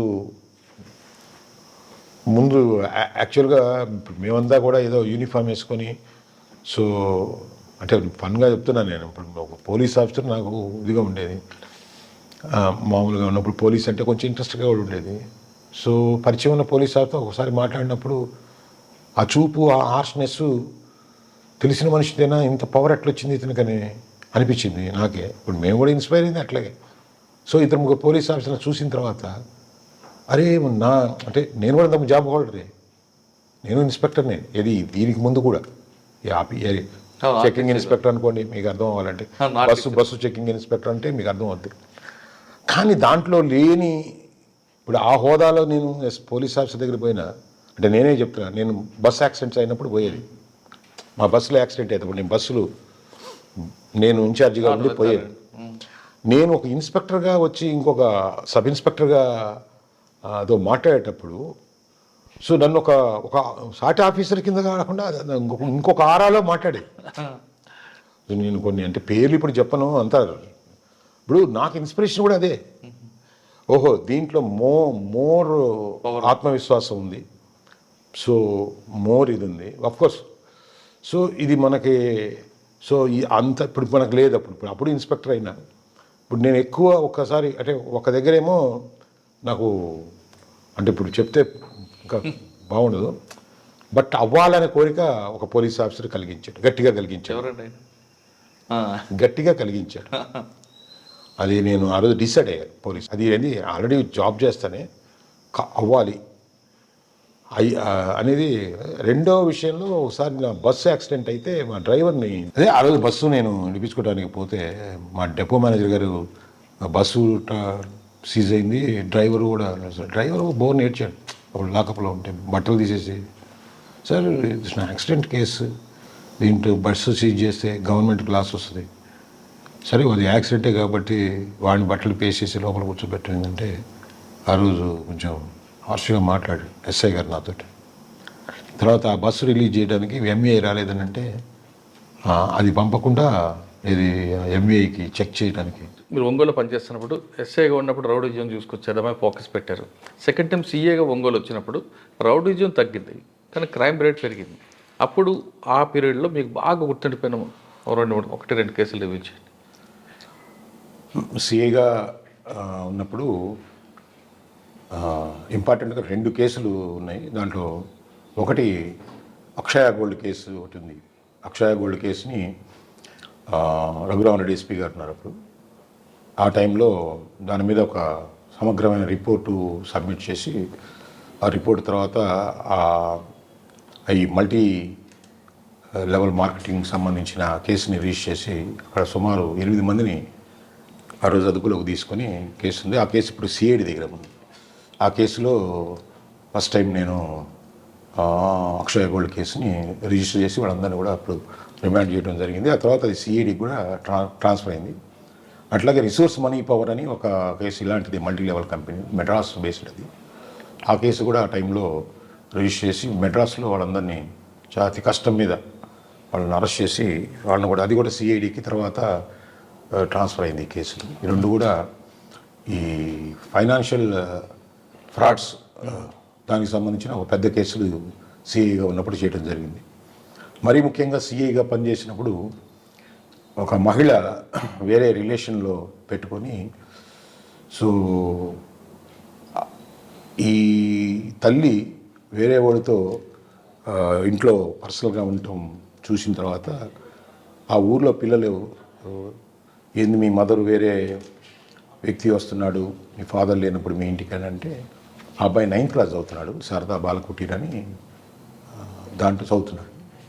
ఈ పిల్లలతోటి సాటి పిల్లలతోటి నేను ఇప్పుడు ఇంకా చిన్నోడిని, రేపు నేను పెద్దోడిని అయిన తర్వాత ఆ ఇంటికి వచ్చేవాడిని చంపేస్తాను నాకు బలం వచ్చిన తర్వాత అని వాడు అంటం జరిగింది. ఈ విషయం ఈ తల్లికి ఎవరికైతే తల్లికి ఇలిసిట్ రిలేషన్లో ఉన్నాడో వాడు పెద్ద అయిన తర్వాత నేను చంపేస్తాడంట అని వాడికి చెప్పేసరికి వాడు ఈ రిలేషన్ మనం మెయింటైన్ చేయాలంటే నీ పెద్ద కొడుకుని తప్పించకపోతే నిన్నో నన్ను చంపేస్తారని చెప్పేసి ఈ తల్లి మైండ్లో పెట్టడం జరిగింది, బ్రెయిన్లో. సో ఈ ఒత్తిడికి ఈ పారామర్ ఒత్తిడికి లొంగిన ఈ తల్లి వీడే కొంచెం సైనైడ్ ఒకసారి తీసుకొచ్చి బాగలేనప్పుడు ఎప్పుడన్నా హెల్త్ బాగాలేదని చెప్పినప్పుడు అది మందులాగా ఇచ్చేసేస్తే చచ్చిపోతాడు అని ఒక సైనైడ్ తీసుకొచ్చి తల్లి చేతికి ఇచ్చాడు. సో ఇది ఇలా ఉండగా ఒకసారి కొడుకు ఈ హాస్టల్లో చదువుతూ ఒకరోజు తల్లికి ఫోన్ చేసి నాకు కొంచెం ఫంగస్ లాగా ఎక్కడంటే అక్కడ దుద్దుర్లుగా వచ్చినాయి అమ్మ, ఒకసారి అంటే నీకు మందు తీసుకొస్తాను ఉండమని చెప్పి ఆ రోజు ఆమె ప్లాన్ చేసుకొని ఈ సైనైడ్ తీసుకొని తేనెలో వేసుకొని స్కూల్కి వెళ్ళి ఆ అబ్బాయితో కొడుకుతోనే పర్సనల్గా మాట్లాడుతూ మా మందు తీసుకొచ్చేవానంటే తీసుకొచ్చానని చెప్పేసి దాన్ని ఒక సీసాపు మూతలు ఇలాంటి మూతలు కలిపి అతనికి అడ్మినిస్ట్రేట్ చేస్తుంది. చేసిన తర్వాత అబ్బాయి అప్పటికప్పుడే పక్కుని అక్కడే పడిపోతాడు. ఈ మనిషి ఏమీ తెలియనట్టుగా అప్పుడు స్కూల్స్ అంతా రన్ అవుతుంటుంది. ముందు ఈ తల్లే క్లాసులో ఉన్న పిల్లోని పిలిచి ఈ విధంగా చంపేసేసి వెళ్ళిపోతుంది. ఆ రూమ్లో ఉండే పిల్లవాడు ఒకడు ఎదురొస్తాడు ఈమెకి. ఏందంటే వెళ్ళిపోతున్నారని అంటే, ఏం లేదు ఇప్పుడే చూశాను, బాగానే ఉన్నాను, వెళ్తున్నాను. కానీ ఈ పిల్లోడు ఇచ్చి చూడంగానే ఈ అబ్బాయి చనిపోయి ఉంటాడు. ఈ కేసులో నేను చాలా ట్రబుల్స్ ఫేస్ చేశాను. ఫస్ట్ ఏంటంటే స్కూల్ యాజమాన్యం ఏదో సంథింగ్ జరిగితే ఈ పిల్లవాడిని చంపేశారని, లేదని ఇంకొక రకంగా వీళ్ళందరూ ఈ కేసుని ఏదో తారుమారు చేస్తున్నామని చెప్పేసి ఒక చిన్న నా ఇన్వెస్టిగేషన్కి ఎదురు రాకుండా అడ్డుపట్టడం జరిగింది. అప్పుడు సబ్ ఇన్స్పెక్టర్ నుంచి ఆ స్టేజ్లో కేసు నాకు ఇన్వెస్టిగేషన్కి నాకు ఇవ్వడం జరిగింది. ఇచ్చినప్పుడు ఈ కేసులో వాస్తవాలు అంటే ఇవన్నీ తెలుసుకున్న తర్వాత నేను ఇన్వెస్టిగేషన్ ముందే చెప్పేశాను. నేను ఫస్ట్లో అబ్బాయి చనిపోయినప్పుడు ఈ ఇంట్రాగేషన్కి తీసుకురావడానికి ఆడ మనిషి అయింది, హార్డ్ ఇంట్రాగేషన్ కూడా ఇబ్బంది అయింది. అయినా కానీ అప్పుడు ఎస్పీ గారికి పర్మిషన్ తీసుకొని ఖచ్చితంగా కొంచెం గట్టిగా కౌన్సిలింగ్ చేస్తే కానీ ఫ్యాక్ట్స్ రావున్నప్పుడు ఇప్పుడు నేను ఏ విషయాలైతే ముందు మీకు చెప్పానో ఆ విషయాలన్నీ చెప్పి ఇలా వాడిని నా పేరమర్ని చంపడానికి నా కొడుకు చంపేస్తానని చెప్పాడు. కాబట్టి వాడు పెద్ద అయితే నన్ను చంపుతాడు, లేకపోతే నేను చంపుతాడంటే మేమిద్దరం బతకాలంటే వీడిని చంపాలని సొంత కొడుకుని చంపాల్సి వచ్చిందని నా దగ్గర అడ్మిట్ అవ్వడం జరిగింది. కేసు కూడా అది పోయింది. కానీ ఆ కేసులో సర్టిఫికేట్లు కానీ ఆ కేసులో కొంత నాకు ఏది కూడా సహకారం, నా హార్ట్ అటాక్ అని ఒక సర్టిఫికేట్ వచ్చింది. అట్లాగే ఫారెన్సిక్స్ ల్యాబొరేటరీలో కూడా సైనైడ్ ట్రేసెస్ దొరకలేదని చెప్పింది. అదృష్టవశాత్తు ప్రిలిమినరీ సర్టిఫికేట్లో ఈ సైనైడ్ సిమ్టమ్స్ అనేవి దాంట్లో నోట్ చేశారు అప్పుడు డాక్టర్. కాకపోతే మనకి ఫారెన్సిక్స్ ఎఫ్ఎస్ఎల్ రిపోర్ట్ రాలేదు, ప్లస్ పిఎం రిపోర్ట్ కూడా మనకు అనుకూలంగా రాలేదు. ఢిల్లీలో ఒక ఇట్లాంటి శాంపిల్ కేసును ఒకటి తెప్పించుకొని సో దాంట్లో ఇన్వెస్టిగేషన్ ఎట్లా జరిగింది, సేమ్ సైనైడ్ డెత్ని దాన్ని ఎలా ఛార్జ్షీట్ తీసుకెళ్లారో అవి కొంచెం స్టడీ చేసి కొంచెం పకడ్బందీగా దీంట్లో ఛార్జ్షీట్ వేసి ఇది ఈ తల్లిని అరెస్ట్ చేసిన తర్వాత ఈ ఛార్జ్షీట్ వేయటం జరిగింది. కొంచెం కష్టపడి ప్రాసిక్యూషన్ కొంచెం గట్టిగా నిలబడ్డాం. ఆ కేసులో తల్లికి యావజ్జీవ కారాగార శిక్ష పడింది. ఇప్పుడు ఆ తల్లి నెల్లూరు జైల్లో శిక్ష పడుతూ ఉంది. ఆ కేసు నాకు చాలా ప్రౌడ్గా అనిపించింది. అంటే ఇన్వెస్టిగేషన్లో అన్నీ కూడా అంగులు నాకు రాకపోయినా సో నేను దాన్ని ప్రూవ్ చేయాలి. మీకు ఎందుకంటే అనుమానం వచ్చింది? లాస్ట్ సీన్ కదా ఇప్పుడు ఇప్పుడు ఆ స్కూల్కి వచ్చింది, నేను కొడుకుని చూడాలండి. క్లాస్ రూమ్స్లో ఉన్నారు పిల్లోళ్ళు. క్లాస్ రూమ్లో ఉన్న పిల్లోని తీసుకొచ్చి వాడు ఏ రూమ్లో ఉన్నాడో ఆ రూమ్కి తీసుకొచ్చింది. ఆమె మాట్లాడేటప్పుడు అందరూ చూశారు. ఆమె వెళ్ళిపోగానే వాడు డెడ్ బాడీ ఉంది. సో ఈ మధ్యలో విత్ ఇన్ నో టైం ఏం జరిగింది అనే దాని మీద అనుమానం ఆటోమేటిక్గా వస్తుంది. సార్ మీరు చెప్తున్నట్లుగా ఇందులో పిఎంఏ రిపోర్ట్ మీకు సపోర్ట్ చేయలేదు, ఎఫ్ఎస్ఎల్ రిపోర్ట్ సపోర్ట్ చేయలేదు అంటే ఇది మ్యానిపులేటెడ్ అయింది అక్కడ? కొన్నిసార్లు సైనైడ్ సంబంధించినవి నేను తర్వాత డాక్టర్లతో మాట్లాడితే అది ప్రిజర్వేషన్లో ఎక్కడైనా ప్రాబ్లం ఉన్నా, ఇది విసరా ప్రిజర్వేషన్లో ఎక్కడైనా ప్రాబ్లం ఉన్నా దాన్ని సరిగా ప్రిజర్వ్ చేయకపోయినా కానీ సైనైడ్ అనేది ఆ ట్రేసెస్ కొంచెం ఇబ్బందికరంగా ఉంటాయి. అవి ఖచ్చితంగా 100% రావు అని ఒకసారి చెప్పడం జరిగింది. సో 9 జస్ట్ ఒక 14 years బాయ్ చనిపోయే విధానంలో సో వాళ్ళు కూడా చావుకి సరైన కారణం అయితే ఎట్లయితే ఎఫ్ఎస్ఎల్ రిపోర్ట్ సపోర్ట్ చేయలేదో సో జనరల్గా వాళ్ళు ఇది మేబీ హార్ట్ అటాక్ అని ఇవ్వడం జరిగింది. ఓకే. కానీ ప్రిలిమినరీ సర్టిఫికేట్లో మనకు కొన్ని ఉంటాయి, బ్లూయిష్ ఫింగర్ అవ్వటం, తర్వాత విటికల్ హెమరేజెస్ ఉండటం, కొన్ని కొరోసివ్ ఎఫెక్ట్ ఆఫ్ థ్రోట్, ఇవన్నీ కూడా పాయిజన్ సిమ్టమ్స్ అనేవి అవి ప్రిలిమినరీ సర్టిఫికేట్లో నోట్ అయినాయి. దాన్ని బేస్ చేసుకొని ఇది ఇట్లా ట్రేసెస్ ప్రిజర్వేషన్ సరిగా లేకపోతే ఉంటాయని చెప్తూ ప్లస్ అడ్మినిస్ట్రింగ్ పాయిజన్ దట్టు సడన్గా అబ్బాయి క్లాస్ రూమ్లోంచి తల్లి దగ్గరికి రావటం, వెంటనే అతను చనిపోవడంతో కోర్టు కూడా మనం ప్రూవ్ చేయాలి. అందులో తల్లికి మీరు తీసుకొచ్చి అరెస్ట్ చేశారు, కానీ ఆమెకు ప్రొవోక్ చేసిన ఆయన కూడా అరెస్ట్ చేశాను. ఆయనకు వచ్చేది కన్విక్షన్ వచ్చేది? అతను రాలా కన్విక్షన్, అంటే ప్రాసిక్యూషన్ లింకులో ఎక్కడ మిస్ అంటే. ఓకే సార్, మీరు డిఎస్పీ ఉన్న తర్వాత టంగుటూరులో ఒక డబుల్ మర్డర్ కానీ లేదా చెన్నై నుంచి కెనడా వాళ్ళకి చంపిన తర్వాత వస్తున్న బంగారం పట్టుకొచ్చిన కేసు కానీ ఈ రెండిట్లో మీ ఇన్వెస్టిగేషన్ చెప్పండి. ఎప్పుడు కూడా లైఫ్లో కొన్ని కొన్ని గుర్తుపెట్టుకునే కేసులు ఉంటాయండి ఏ పోలీస్ ఆఫీసర్కైనా. ఇప్పుడు నేను ఎట్లాగైతే అక్షయ గోల్డ్ కేసు ఇన్వెస్టిగేషన్ కానీ, ఇట్లా రిసోర్స్ మనీ పవర్ కేసు కానీ, అలాగే సత్యం రామలింగరాజు కేసులో నేను ఒక పార్ట్ అవటం కానీ, అట్లాగే మీరు ఏదైతే మీరు చెప్పారో అవి కూడా చాలా ప్రౌడ్ కేసెస్ అండి. అది ఎలాగంటే ఇప్పుడు ఈ టంగుటూరు డబుల్ మర్డర్ కేసు అనేది అంత చాలా ఇంపార్టెంట్ కేసు అండి. అది తల్లిని కూతుర్ని సడన్గా 7 గంటల ఆ ప్రాంతంలో ఎవరు ఎంటర్ అయిపోయారు, డోర్ నాక్ చేసేసారు, ఇద్దరిని థ్రోట్ కట్ చేసేసారు, స్టాప్స్ అయిపోయినాయి, తీసుకెళ్ళిపోయారు, గోల్డ్ వెళ్ళిపోయి. ఈ కేసు చాలా సెన్సేషనల్ అయిపోయింది, చాలా ప్రెస్టీజియస్ కేసు అయిపోయింది, చాలా ప్రెషర్ కూడా పడింది పోలీస్ అందరం. మల్లికా గర్గ్ గారు ఉన్నారు అప్పుడు ఎస్పీగా. సో ఆ కేసు ఇన్వెస్టిగేషన్లో మేము సైంటిఫికల్గా చాలా టీములు పెట్టుకున్నాము.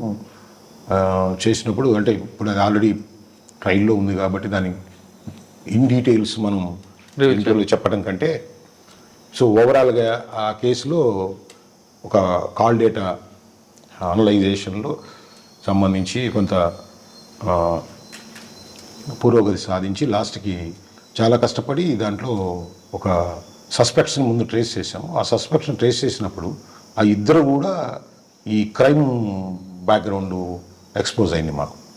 సో వాళ్ళ మూమెంట్ అక్కడ ఎప్పుడైతే ఉందని అనుకున్నారో మేము వాళ్ళని తీసుకొచ్చి కొంచెం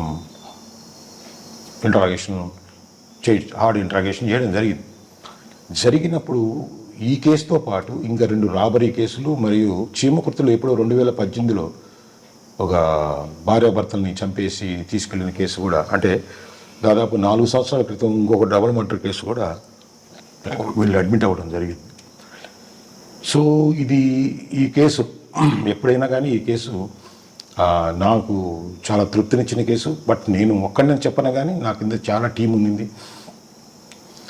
నేను దాంట్లో ఇన్వెస్టిగేషన్ ఆఫీసర్ని.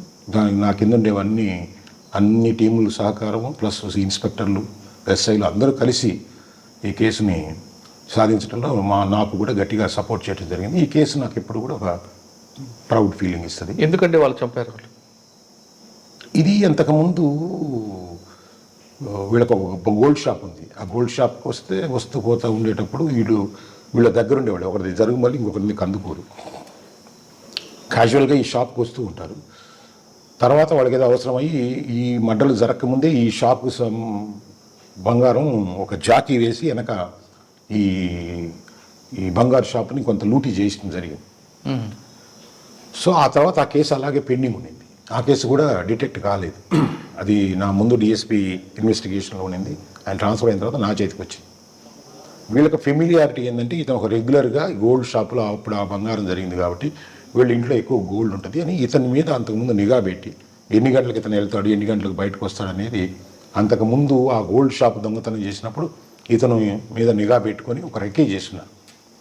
సో అగైన్ మళ్ళా ఇంకొక నేరం చేయాలని వీళ్ళు డిసైడ్ అయినప్పుడు వీళ్ళే ఇద్దరే. సో అది ఎప్పుడైతే వాళ్ళు డిసైడ్ అయ్యారో ఈ ఫ్యామిలీనే వాళ్ళు మళ్ళీ టార్గెట్ చేసుకున్నారు. అంతకుముందు రెక్కీ చేస్తున్నారు కాబట్టి వీటి టైమింగ్స్ తెలుసు. నేను ఏ టైమింగ్లో ఇంట్లో ఉంటాడు, ఏ టైమింగ్లో బయట ఉంటాడు, ఆ టైమింగ్లో ఇంట్లో ఉంటారనేది రెక్కీ ఆల్రెడీ చేస్తున్నారు కాబట్టి ఆ 7 గంటల టైం తర్వాత 8:30కి ఇంటికి వస్తాడు అతను. ఆ టైమింగ్ కూడా తెలుసు వాళ్ళకి. ఒక మనిషిని ఇక్కడ వాచ్ పెట్టేసేసి అక్కడ లోపలికి ఎంటర్ అయ్యి చంపేయటం జరిగింది. ఇద్దరు నుంచి తల్లి కూతురు చెప్పారండి. ఫస్ట్ అడ్డుకుందాం ఉన్నారు. యాక్చువల్లీ ఇప్పుడు అడ్డుకోవటం కాదు, తలుపు తీయంగానే వాళ్ళ ఒంటి మీద గోల్డ్ అయ్యి ఉన్నాయి కదా, అవి తీసుకెళ్ళాలనేది వాళ్ళ మెయిన్ ఉద్దేశం. కొంచెం ఆ అమ్మాయి ఎక్కువ పెనుగులాడింది. ఆ అరుపులకి కేకలకి బయట వాళ్ళు ఎవరన్నా వస్తారేమోనని చెప్పేసి స్టాఫ్స్ ఎక్కువ కూడా అంటే కింద అందరూ మనుషులు ఉండే టైం అది. సో వాళ్ళు వెళ్ళేది కూడా ఎవరో తెలిసి గుర్తుపట్టలేదు కానీ వాళ్ళు కింద ఉండేవాళ్ళు కూడా చెప్తున్నారు ఎవరు ఇద్దరు వెళ్ళారు, వాళ్ళు ఎవరో తెలిసిన వాళ్ళు కావాలంత ధైర్యంగా వెళ్తున్నారు అనేది చెప్తున్నారు తప్ప వాళ్ళ మొహాలు మేము గుర్తుపట్టలేమని చెప్తారు. బట్ 7:30 మధ్యలో చేశారు. కేసు అరెస్ట్ చేశారు. అంతా రికవరీ చేశాము. ఈ బంగారం రికవరీ షాపులో బంగారం కేసు డిటెక్ట్ అయింది. ప్లస్ ఆ మర్డర్ కేసు ఏదైతే చేశారో ఆ మర్డర్ కేసు ఇంతకుముందు 2 డకాయిటీ కేసులు చీమకుర్తిలో చేశారు. చీమకుర్తిలో కూడా ఒక ఆమె తలబగలు కొట్టి ఒక బట్టల షాపులో ఆమెని అది చేశారు. ఇంకొకరు కూడా ఇంకొక కేసు కూడా ఇట్లాగే తలబగలు కొట్టి ఒక లేడీని, ఓల్డ్ లేడీని అటాక్ చేసి అప్పుడు తీసుకెళ్లారు. తర్వాత చీమకుర్తిలో కూడా 2 మర్డర్లు, అంటే భార్య భర్తని చంపేశారు. ఆ కేసు కూడా దాంట్లో ఒక ముద్దాయి అడ్మిట్ అవ్వడం జరిగింది. ఒక కేసు చేసిన దానికి వాళ్ళ పాత కేసులన్నీ కూడా ఆ కేసుతో పాటు బంగారు దోపిడీలు కానీ రాబరీలు అన్నీ కూడా ఒక 5-6 కేసులు దానివల్ల డిటెక్ట్ అయినాయి.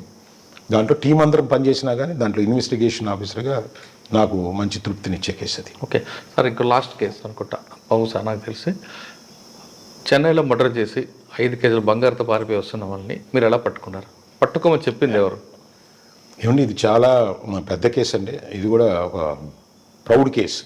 ఇప్పుడు లైఫ్ అంతా రిటైర్డ్ అయినా కానీ జీవితంలో ఏం సాధించామనటానికి కొన్ని ఇంపార్టెంట్ అయిన విషయాలు ఉంటాయి. అవి ఖచ్చితంగా ఇప్పుడు మనం కేసా కాదనేది కాదు, కానీ అది తృప్తినిస్తాయి మాకు జీవితం. సో ఈ కేసులో మన మల్లికా గారు మేడం గారు ఉన్నారు, ఒక ఎస్పీ మేడం గారు ఎక్కువ మెసేజ్ ఎక్కువ వస్తుంది.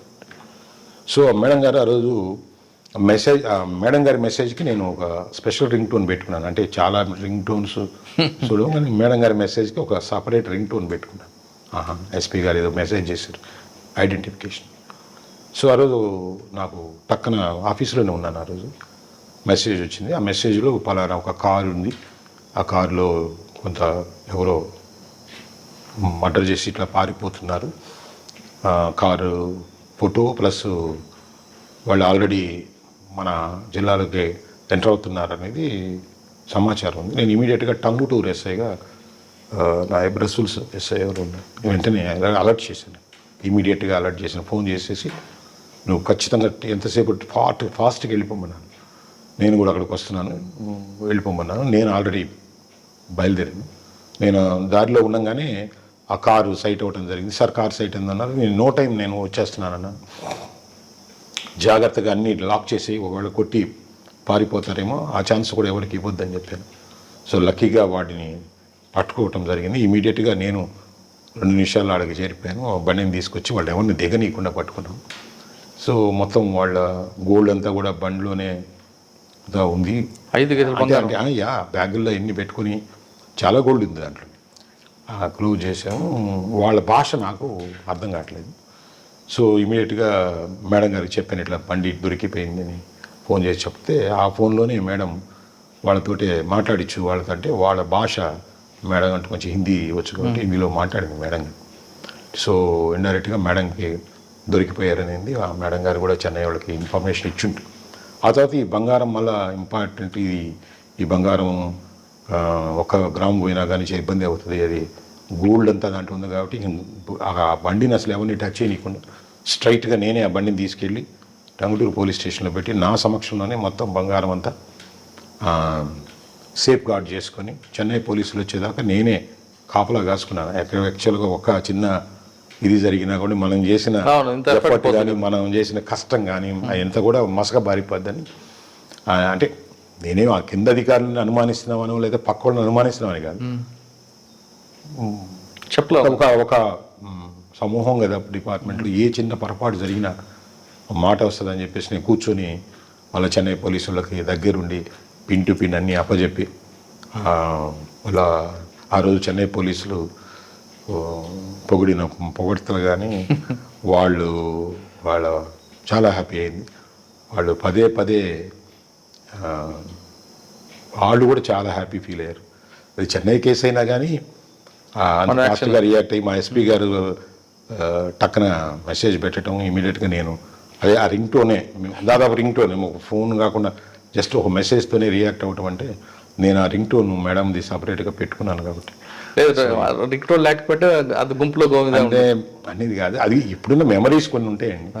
ఒక రింగ్ టోన్ నేను మార్చి పెట్టుకోవడం మంచిదైంది అనిపించింది తర్వాత. మేడం ఏమన్నారండి? అప్రిషియేట్ చేశారండి. చెన్నై పోలీసులు అయితే ఇక హ్యాపీ, మామూలు కదా, ఫుల్లీ హ్యాపీ. వాళ్ళు కేసు వాళ్ళది కదా, టెన్షన్ వాళ్ళది. యాక్చువల్గా దాంట్లో అది ముందుగానే వాళ్ళ డ్రైవరును వాడు గుర్కా వాళ్ళు ఉంటారు అక్కడ, వీళ్ళు కన్నడకి వాళ్ళేదో బిడ్డలు అక్కడ ఉంటే పోయారు. వీళ్ళు గౌడ్ షాప్ ఏదో వీళ్ళకు ఉంది, టెంపరీగా వాళ్ళు లాక్ చేసుకొని పోయారు. వీళ్ళు పలానా తేదీ వస్తామన్నప్పుడు వీళ్ళు రాగానే వాళ్ళు ఎంటర్ అవ్వగానే ఇది ప్లాన్ చేసేసుకున్నట్టున్నారు. సో వీళ్ళు వెళ్ళి వాళ్ళు ఎయిర్పోర్ట్లో దిగగానే ఈ డ్రైవరే పోయి పిక్ చేసుకొని ఇంటికి తీసుకొచ్చి ఆల్రెడీ ప్లాన్ చేస్తున్నారు కాబట్టి వీళ్ళు లోపల పోగానే వీళ్ళని చంపేసేసి వీళ్ళ దగ్గర ఉండే లాకర్స్లో అవన్నీ తీసుకొని దోపిడీ చేసుకొని తాళం వేసుకొని రావడం జరిగింది. సో అది చెన్నై పోలీసు తమిళనాడు కేసు అయినా కానీ మన ఆంధ్ర పోలీసులు పట్టుకొని విత్ గోల్డ్ అండ్ ముద్దాయి ఇట్స్ ఏ ప్రౌడ్ మూమెంట్. అట్లాగే ఇంకొక ఇన్సిడెంట్ కూడా ఉందండి చీరాలు, అది కేసు కాదు, అది శ్రీకన్య లాడ్జ్ అని ఒక లాడ్జ్ ఉండేది అక్కడ. శ్రీకన్య లాడ్జ్ ఎక్కడ? చీరాల్లో. ఎస్ అయినప్పుడు ఇందులో ఈ ప్యాసింజర్స్ దిగిన తర్వాత సార్ నా డబ్బు పోయింది సార్, ఈ రూమ్లో డబ్బులు పోయినాయి అని చెప్తుండేది. ఏదో 1000 రూపాయలు పోయినాయి, 2000 పోయినాయి అంటే లాడ్జిలో డబ్బులు పోవటం రూమ్లో ఏంటంటే ఎప్పుడు విచారించినా దాని తాళం మాస్టర్కి ఉంది, ఎవరు కంప్లైంట్ చేయట్లేదు, వీళ్ళు కంప్లైంట్ చేస్తున్నామని చెప్పడం అనుకునేది నేను. ఒక ఫారిన్ లేడీ దిగింది దాంట్లో, ఫారినర్. ఆ ఫారినర్ నాది ఒక 10,000 రూపీస్ మనీ పోయిందని పోలీస్ స్టేషన్కి వచ్చింది. ఆ రోజు ఏదో చాలా బిజీగా ఉంటుంది, సిఐ గారికి ఏదో ఇన్ఫర్మేషన్ వచ్చింది. సో నేను సాయంత్రం ఉండి సిఐ గారిని కలిసి ఇది బందోబస్తు ఏదో ఉంది సంథింగ్. సరే ఇది బందోబస్తు కాదు, ఎవరో అమెరికన్ లేడీ వచ్చింది, డబ్బులు పోయినాయి అంటే చాలా ప్రాబ్లం అవుద్ది అది అంటే. ఏ హోటల్ సార్ అంటే ఏదో శ్రీకన్య లాడ్జ్ అంటే నాకు డౌట్ వచ్చింది. అప్పటికే 2 రిపోర్ట్లు డబ్బులు పోయినాయి అని వచ్చింది. అగైన్ ఒక ఫారినర్ కూడా మనీ పోయినాయి అంటుందంటే నాకు హోటల్ మీద డౌట్ వచ్చి ఆ రోజు ఆ రికార్డ్స్ అన్ని తెప్పించి అంతకుముందు ఇట్లా నాకు కొంత మనీ పోయిందని చెప్పిన రికార్డ్స్ని కూడా వెరిఫై చేస్తే కామన్గా మేము అనలైజ్ చేసాం ఎవరెవరు పనిచేశారు అనేది. జనరల్గా ఓనర్లా పని చేయరుగా, వర్కర్స్లో ఎవరన్నా చేస్తున్నారా లేకపోతే ఎవరన్నా ఈ కీని ట్యాంపర్ చేశారని చూస్తే కామన్గా ఒక పేరు వచ్చింది. ఈ 3 రిపోర్ట్లు జరిగినప్పుడు ఒక పేరు కామన్గా ఉంది. సో ఆ కామన్గా ఉండేవాడు డ్యూటీలో ఉన్నాడు ఆ టైంలో అంటే ఉన్నాడు, ఆ మనీ పోయినప్పుడు ఉన్నాడు. ఇప్పుడు ఎక్కడ ఉన్నాడు అంటే ఆడు ఇంట్లో ఉన్నాడు. ఆమెకు తెలుగు రాదుగా, ఇట్లాగే కూర్చోబెట్టాను. నా దగ్గర గట్టి ఐడి పార్ట్ ఉండేది అప్పుడు, చీరాల చాలా హార్డ్గా ఉండేది కూర్చో. సో వాళ్ళు పిలిచి కామన్గా ఉండేవాడు, వాడిని ట్రేస్ చేసేసి నాకు ఫోన్లో చెప్పండి, ల్యాండ్ ఫోన్స్ కదా అని అంటే వాడిని పిక్ చేసేసి అక్కడే అంటే పిక్ అయ్యాడు సార్ అని. యాక్చువల్లీ నా దగ్గర కూర్చొని మాట్లాడుతుంది, వాళ్ళు తీసుకొచ్చారు. తీసుకొస్తే పక్క రూమ్లో హార్డ్ ఇంట్రాగేషన్ ఈమె కూడా కేకలు వినపడుతుంది. వాట్ ఆర్ డూయింగ్ అని. వెయిట్ అని అడ్మిట్ అయ్యాడు సార్ అన్నాడు. ఎక్కడ పెట్టాడంటే చెట్లు పెట్టాడు సార్, క్యాష్ అన్నాడు. యాక్చువల్గా ఆమె ఢిల్లీలో డ్రా చేసింది ఆ డబ్బు. ఆమె సీల్స్ కూడా ఢిల్లీ సీల్స్ ఉంటాయి, ఆ 10,000 అట్లాగే ఉంటాయి బండిల మీద ఉన్న. అంటే సీల్ కూడా ఆమె ఢిల్లీలో డ్రా చేసింది చేంజ్. సో ఇమీడియట్గా పట్టుకురమ్మన్నాను, పోయి తీసుకొచ్చేసి ఆ క్యాష్ టేబుల్ మీద పెట్టి ఆమె అది చూసిన తర్వాత సీల్ ఉంది కదా, ఆమె డ్రా చేసుకున్న ఢిల్లీ సీల్, ఆమె రియాక్షన్ అంటే ఎట్లా అంటే ఈ టీం చేసిందంటే ఓ గ్రేట్ టీం అని మా అందరికి హగ్గులు ఇచ్చి కిస్సు పెట్టి ఒక 20 సార్లు అని ఉంటుంది.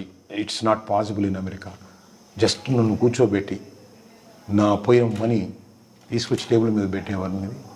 అసలు ఇట్స్ నాట్ పాసిబుల్ అమెరికా అని మళ్ళీ మన సిఐ గారిని it's not possible in America. It's not possible in America అనే మాట ఎక్కువ కిక్నిచ్చింది అప్పుడు ఆ పోలీస్ ఆఫీసర్గా. It's not possible in America అని ఆమె ఎగ్జైట్ అయ్యి ఆమె తర్వాత అమెరికాకి వెళ్ళినప్పుడు కూడా ల్యాండ్ ఫోన్స్ అప్పుడు ఆమె చాలా ఫ్రీక్వెంట్గా ఫోన్ చేస్తుండేది మనకి. సో ప్రొఫెషనల్గా కొంచెం చాలా హ్యాపీగా హై అనిపిస్తుంది, హై అనిపిస్తుంది. సరే, ప్రొఫెషనల్ వచ్చిన వాళ్ళకి మీరు ఇచ్చే మెసేజ్ ఏంటండి? సో జనరల్గా మేమైతే డెఫినెట్గా మేము యూనిఫామ్ని కొంచెం మా టైంలో నాకున్న ఎక్స్పీరియన్స్ అయితేనేమి, నేను యూనిఫామ్లో ఉన్నప్పుడు ఆఫీసర్ మాట్లాడే విధానం అయితేనేమి, మా టైంలో అప్పుడు బుల్లెట్ వేసుకొని తిరుగుతుండేది ఎస్ఐలు. సో ఈ ట్రాఫిక్లో ఉన్నప్పుడు ఇట్లా అద్దాలు పెట్టుకొని ఒక బండి చేత్తో పట్టుకుంటే దానికి యాక్చువల్గా ఇన్స్పైర్ అయ్యాం. సో లైఫ్ అంటే ఇది కదా అని ఇంకొక జాబ్ నాకు ఉన్నప్పటికీ దీన్ని రాయడం జరిగింది. దీన్ని సాధించిన తర్వాత కొంతమంది పోలీస్ ఆఫీసర్కి వెళ్ళి నేను చెప్తే వై యూ చాయిస్ దిస్, నీకు ఆల్రెడీ పాత ఉద్యోగం ఉంది అదే కంటిన్యూ కమ్మన్నాను. లేదని ఒక ప్యాషన్తో దీంట్లో చేరిన తర్వాత ఒకటే చెప్తున్నాను, పైకి కనపడేంత సింపుల్గా ఉండదండి ఈ ఉద్యోగం. ఇక్కడ నిద్ర పోతుంది, ఫ్యామిలీ పోతుంది, బంధువులు పోతారు, ఫంక్షన్స్కి పోలేము. నీకు ఈరోజు సమస్య రేపు సమస్య వేరు వేరు అవుతుంది. ప్రతి సమస్య ట్యాకిల్ చేసుకోవడానికి ఇంటెలిజెన్స్ అవసరం ఉంటుంది, నాలెడ్జ్ అవసరం ఉంటుంది. రకరకాల ప్రజల్ని, రకరకాల మతాలను కానీ, కుల పరంగా కానీ, రాజకీయ పరంగా కానీ ఎంతో సమర్థవంతంగా మనం హ్యాండిల్ చేసుకోవాల్సి వస్తుంది. ఎన్నో పోగొట్టుకుంటే కానీ ఈ డిపార్ట్మెంట్లో నిలబడలేము. మామూలుగా ప్రశాంతంగా ఒక ఉద్యోగం చేసుకుని ఏదో హ్యాపీగా జీవించాలి, ఏదో మనం పిల్లలు హ్యాపీగా బతకాలనే వాళ్ళు మాత్రం ఖచ్చితంగా ఈ డిపార్ట్మెంట్ని చూజ్ చేసుకోకూడదు. 24 అవర్స్ దీంట్లో వద్దన్న ప్రెషర్ ఉంటుంది. ఈ క్షణం మంచిగా ఉంటుంది, నెక్స్ట్ క్షణం మన చేతిలో ఉండదు. మన చుట్టుపక్కల జరిగే వాటన్నిటికీ కూడా మనమే బాధ్యత వహించాల్సి వస్తుంది. సో దానికి సంబంధించి hard work, skill work, mental fitness ఇవన్నిటితో పాటు కొన్ని సందర్భాల్లో మన చెయ్యి కూడా కొన్ని దాటిపోయినప్పుడు మన బాధ్యత కూడా తీసుకోవాల్సి వస్తుంది. ఈ సెన్సిటివ్గా ఉండే వ్యక్తులు కానీ, కొంచెం రిలాక్స్గా ఉండి లైఫ్ మీద ఉండేవాళ్ళు ఈ ఉద్యోగాలు అయితే ఖచ్చితంగా తట్టుకోలేరు. ఈ ఉద్యోగం is very difficult and very tough. Police department అనేది 24/7 జాబ్ అంటున్నారు నాగరాజు గారు. కేవలం ఫ్యామిలీతో గడపడానికో, డబ్బులు సంపాదించడానికో అయితే ఈ డిపార్ట్మెంట్ రావద్దు. డెడికేట్గా పనిచేయాలనుకుంటే, అంటే నీతిగా, నిజాయితీగా, నిబద్ధగా పనిచేసిన మాత్రమే ఈ డిపార్ట్మెంట్ అంటే అంటున్నారు నాగరాజు గారు.